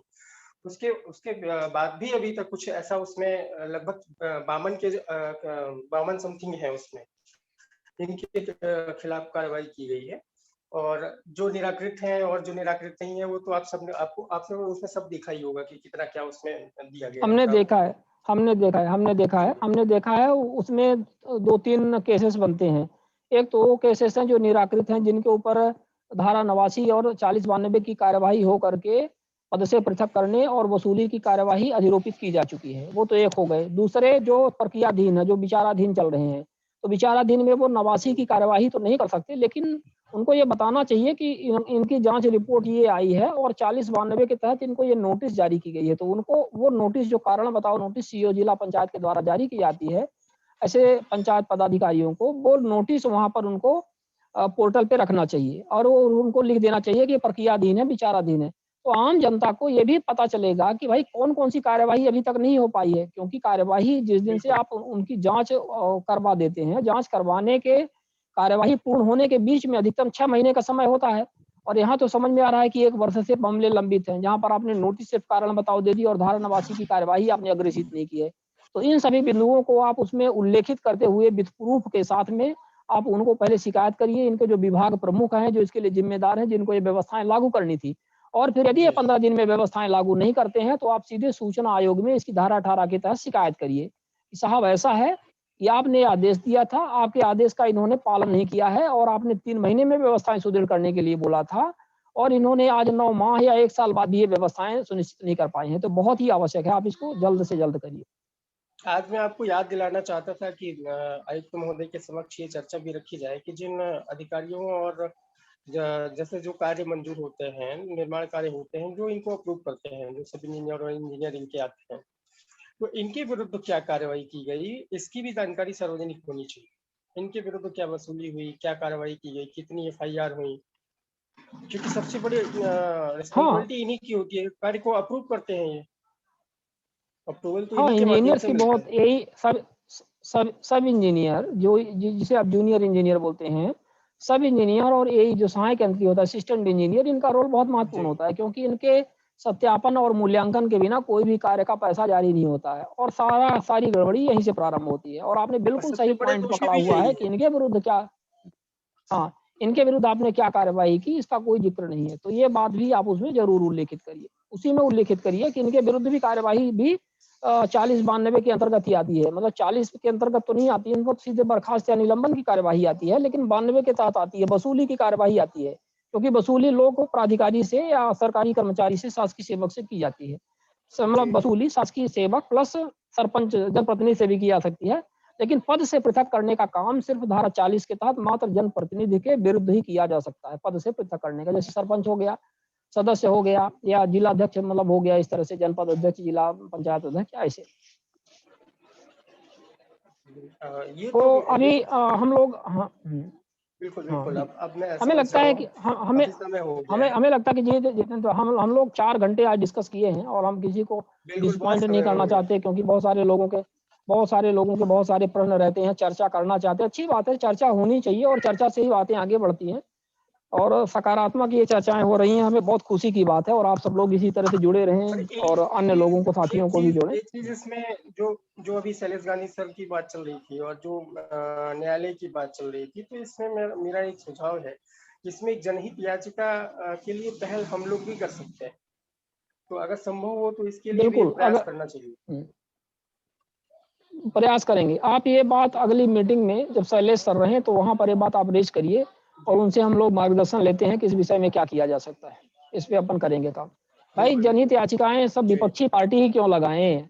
हम कहते हैं कि ऐसे लोग ही क्यों लगाएं जो चाहते हैं कि जानकारी सार्वजनिक ना हो। ऐसे लोग ज्यादा से ज्यादा जनहित याचिका लगाएं कि भाई RTI कानून को मजबूत करो, और इस दिशा में भी हमें आगे बढ़ने की जरूरत है। बिल्कुल सही आपका, हम आपसे सहमत हैं। एक अभियान चलाया हुआ है। अश्विनी उपाध्याय जी हैं जो सुप्रीम कोर्ट के वरिष्ठ अधिवक्ता हैं, तो बहुत से ऐसे मुद्दे उन्होंने पकड़े हुए हैं जो ना तो पूर्व सरकारों ने कभी उन पर ध्यान दिया, ना वर्तमान सरकार उसको ध्यान देना चाहती है। तो बहुत सारे उनके ऐसे मुद्दे हैं जो वो लगातार इस पे आंदोलनरत हैं और शायद कोई बहुत बड़ा आंदोलन करने के विचार में भी है वो। तो हम लोग एक RTI ही हम लोग पकड़ के रखे हैं। अभी तक हमारे मुद्दे में सिर्फ RTI ही है और उसको भी हम सुदृढ़ नहीं करवा पा रहे हैं। और जैसा आपका प्रयास इतना लगातार रहता है अपने क्षेत्र में, उसके बाद राहुल सिंह सर का जो है हमारे आयुक्त महोदय का अपने यहाँ रीवा में, उनके रहते और आपके रहते भी अगर हम RTI को स्ट्रॉन्ग नहीं बना पाएंगे तो फिर शायद भविष्य में ऐसे मौके नहीं मिलने वाले। हम तो आपको यदि आप असफलता के तौर पे देखना चाहते हैं तो हम उसको स्वीकार करते हैं और हम तो स्वयं आयुक्त महोदय के समक्ष और सबके समक्ष कहते हैं कि RTI कानून के किस मजबूती की आप बात कर रहे हैं। जहां पर जिस संभाग या जिस जिले में यदि लोक सूचना अधिकारी आपका आवेदन लेने से मना कर दे और आपके आवेदन यदि स्पीड पोस्ट से भेजे जाए तो उनको वापस कर दिया जाए, आपको समय पर जानकारी ना मिले, स्वयं हमारी कम से कम 2 दर्जन अपीलें यदि सूचना आयोग में जा रही हैं, तो कौन से RTI कानून की मजबूती की अपन बात कर रहे हैं?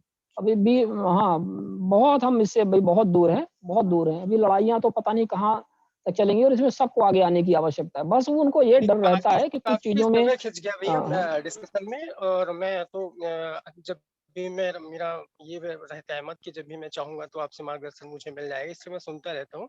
दूसरा विषय यह है कि आयोग को, जो मध्य प्रदेश अपना आयोग है, सूचना आयुक्त तो महोदय भी, राहुल सिंह भी हैं उसमें, तो आयोग में भी बहुत सारी त्रुटियां हैं, और हम सबको अगर आयोग के लिए भी लड़ना होगा और कानून के लिए भी लड़ना होगा तो बहुत मुश्किल हो जाएगी। तो आयोग की त्रुटियों के लिए भी ध्यान देना पड़ेगा, क्योंकि जब आयोग में अगर कोई कर्तव्यनिष्ठ अधिकारी कर्मचारी आएगा और उसके विरुद्ध षड्यंत्र होगा, उसको कोई सपोर्ट नहीं मिलेगा, तो फिर वो काम भी नहीं कर पाएगा, कहीं ना कहीं थोड़ा सा दबाव में रहेगा ही। हम बिल्कुल, बिल्कुल, हम आपसे पूरी तरह सहमत हैं और इस विषय में तो हम लोग युद्ध स्तर पर काम करने के लिए तैयार हैं। हम तो सिर्फ ऐसे आयुक्तों का या ऐसे लोक प्राधिकारियों को सिर्फ एक उँगली चाहते हैं कि वो कह दें कि हाँ, ठीक है, अब आप ये करो। बाकी हमने किया है, आपने देखा है किस तरह से जब बातें आई थी तो हमने किया है और हम तो बहुत आगे हम लोग जा कर के किए हैं और कोर्ट में भी जाएँगे, पब्लिक पे हर जगह करने के लिए तैयार हैं। तो वो तो इनकी दाल नहीं गलेगी, क्योंकि यदि वो अपने आप को लड़ाकू समझते हैं, जो विपक्षी हैं, ठीक है ना, जो गलत काम कर रहे हैं, तो हम उनसे 100 कदम आगे हैं क्योंकि हम सही काम कर रहे हैं।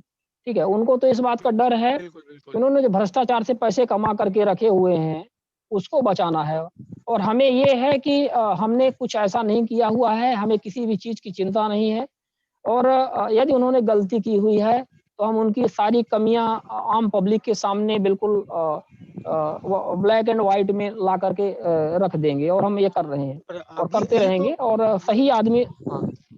ये तो भाई साहब दुर्भाग्य है कि हम आज पंचायत प्रतिनिधियों का जो संपत्ति का ब्यौरा है सार्वजनिक करने के आदेश के उसमें इतने खुश हैं और इतने प्रसन्न उसमें हैं कि भाई ये बहुत खुशी मना रहे हैं कि बहुत अच्छा निर्णय है, बहुत बड़ा कड़ा और निर्णय है।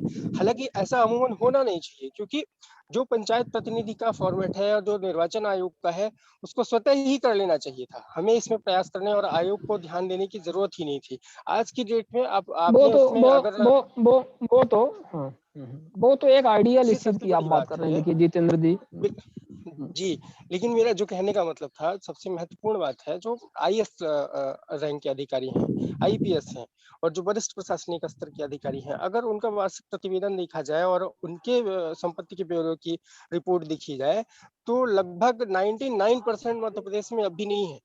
गवर्नमेंट के रिमाइंडर, सामान्य प्रशासन विभाग के रिमाइंडर के बाद, आदेश के बाद भी आज तक नहीं संधारित हो पाए। तो हमें तो पंचायत में ठीक है, पंचायत में तो ठीक है, चलता है कि ठीक है, सरपंच है, कौन है, सचिव है, कितना कमा लिया, कितना कमाएगा वो 5 साल में, अगर कमाएगा भी तो कितना कमाएगा, हमारे आपकी नजर से तो, सामान्य आदमी की नजर से तो। लेकिन एक आईएएस आईपीएस लेवल का अधिकारी जो जिले का प्रभारी है, किसी विभाग का वो हेड ऑफ डिपार्टमेंट है, अगर उसकी संपत्ति की जानकारी हमें नहीं मिल रही है और उस और आयोग का रुख नहीं जा रहा है और जाएगा भी नहीं, जैसा हमने आपसे बताया कि इतना प्रेशर हो जाएगा। उधर भी हाँ, नहीं प्रेशर भले कितना भी हो जाए, लेकिन हमारे पास तो है ना, हमारे पास, हम तो प्रेशर में नहीं है। आप तो वो सारे सर्कुलर से निकालिए जितेंद्र जी, जो ऐसे वरिष्ठ जो आईएएस ऑफिसर्स हैं और बड़े अधिकारी हैं, हाँ, सब निकालिए उसको और हमारे संज्ञान में वो आप लाइए, में व्हाट्सएप में भेजिए, ग्रुप में भी उसको अपन शेयर करते हैं, उसमें मिल करके अपन रणनीति तैयार करते हैं इस पर क्या किया जाए। हाँ, वाले ग्रुप में तो मैं जुड़ा नहीं हूँ अभी। चलिए, वो जी आपको जोड़ दिया जाएगा और इस विषय पे भी काम किया जाएगा। वो भी जानकारी पब्लिक होनी चाहिए, उसके लिए भी अपन प्रयास करेंगे, उसके भी, क्योंकि वो तो और भी बेहतर है और उसको अपन करवा लेंगे। जब तक अभी एक बार तो हो ही जाएगी, फिर आगे देखेंगे कौन सूचना आयोग आते हैं और क्या होता है। फिलहाल जो एक्टिव सूचना आयुक्त हैं, जो प्रो लॉज हैं, जो कानून का जो फेवर करते हैं, ये नहीं कहेंगे कि प्रो हमारा या आपका पक्ष लेते हैं, ऐसा नहीं, जो कानून का पक्ष लेते हैं। यदि ऐसे आयुक्त बैठे हुए हैं तो हम एक चीज हाँ, निष्पक्ष रूप से तो उसको अपन करवाएंगे। यदि नियम कायदे में है तो उनको करना पड़ेगा।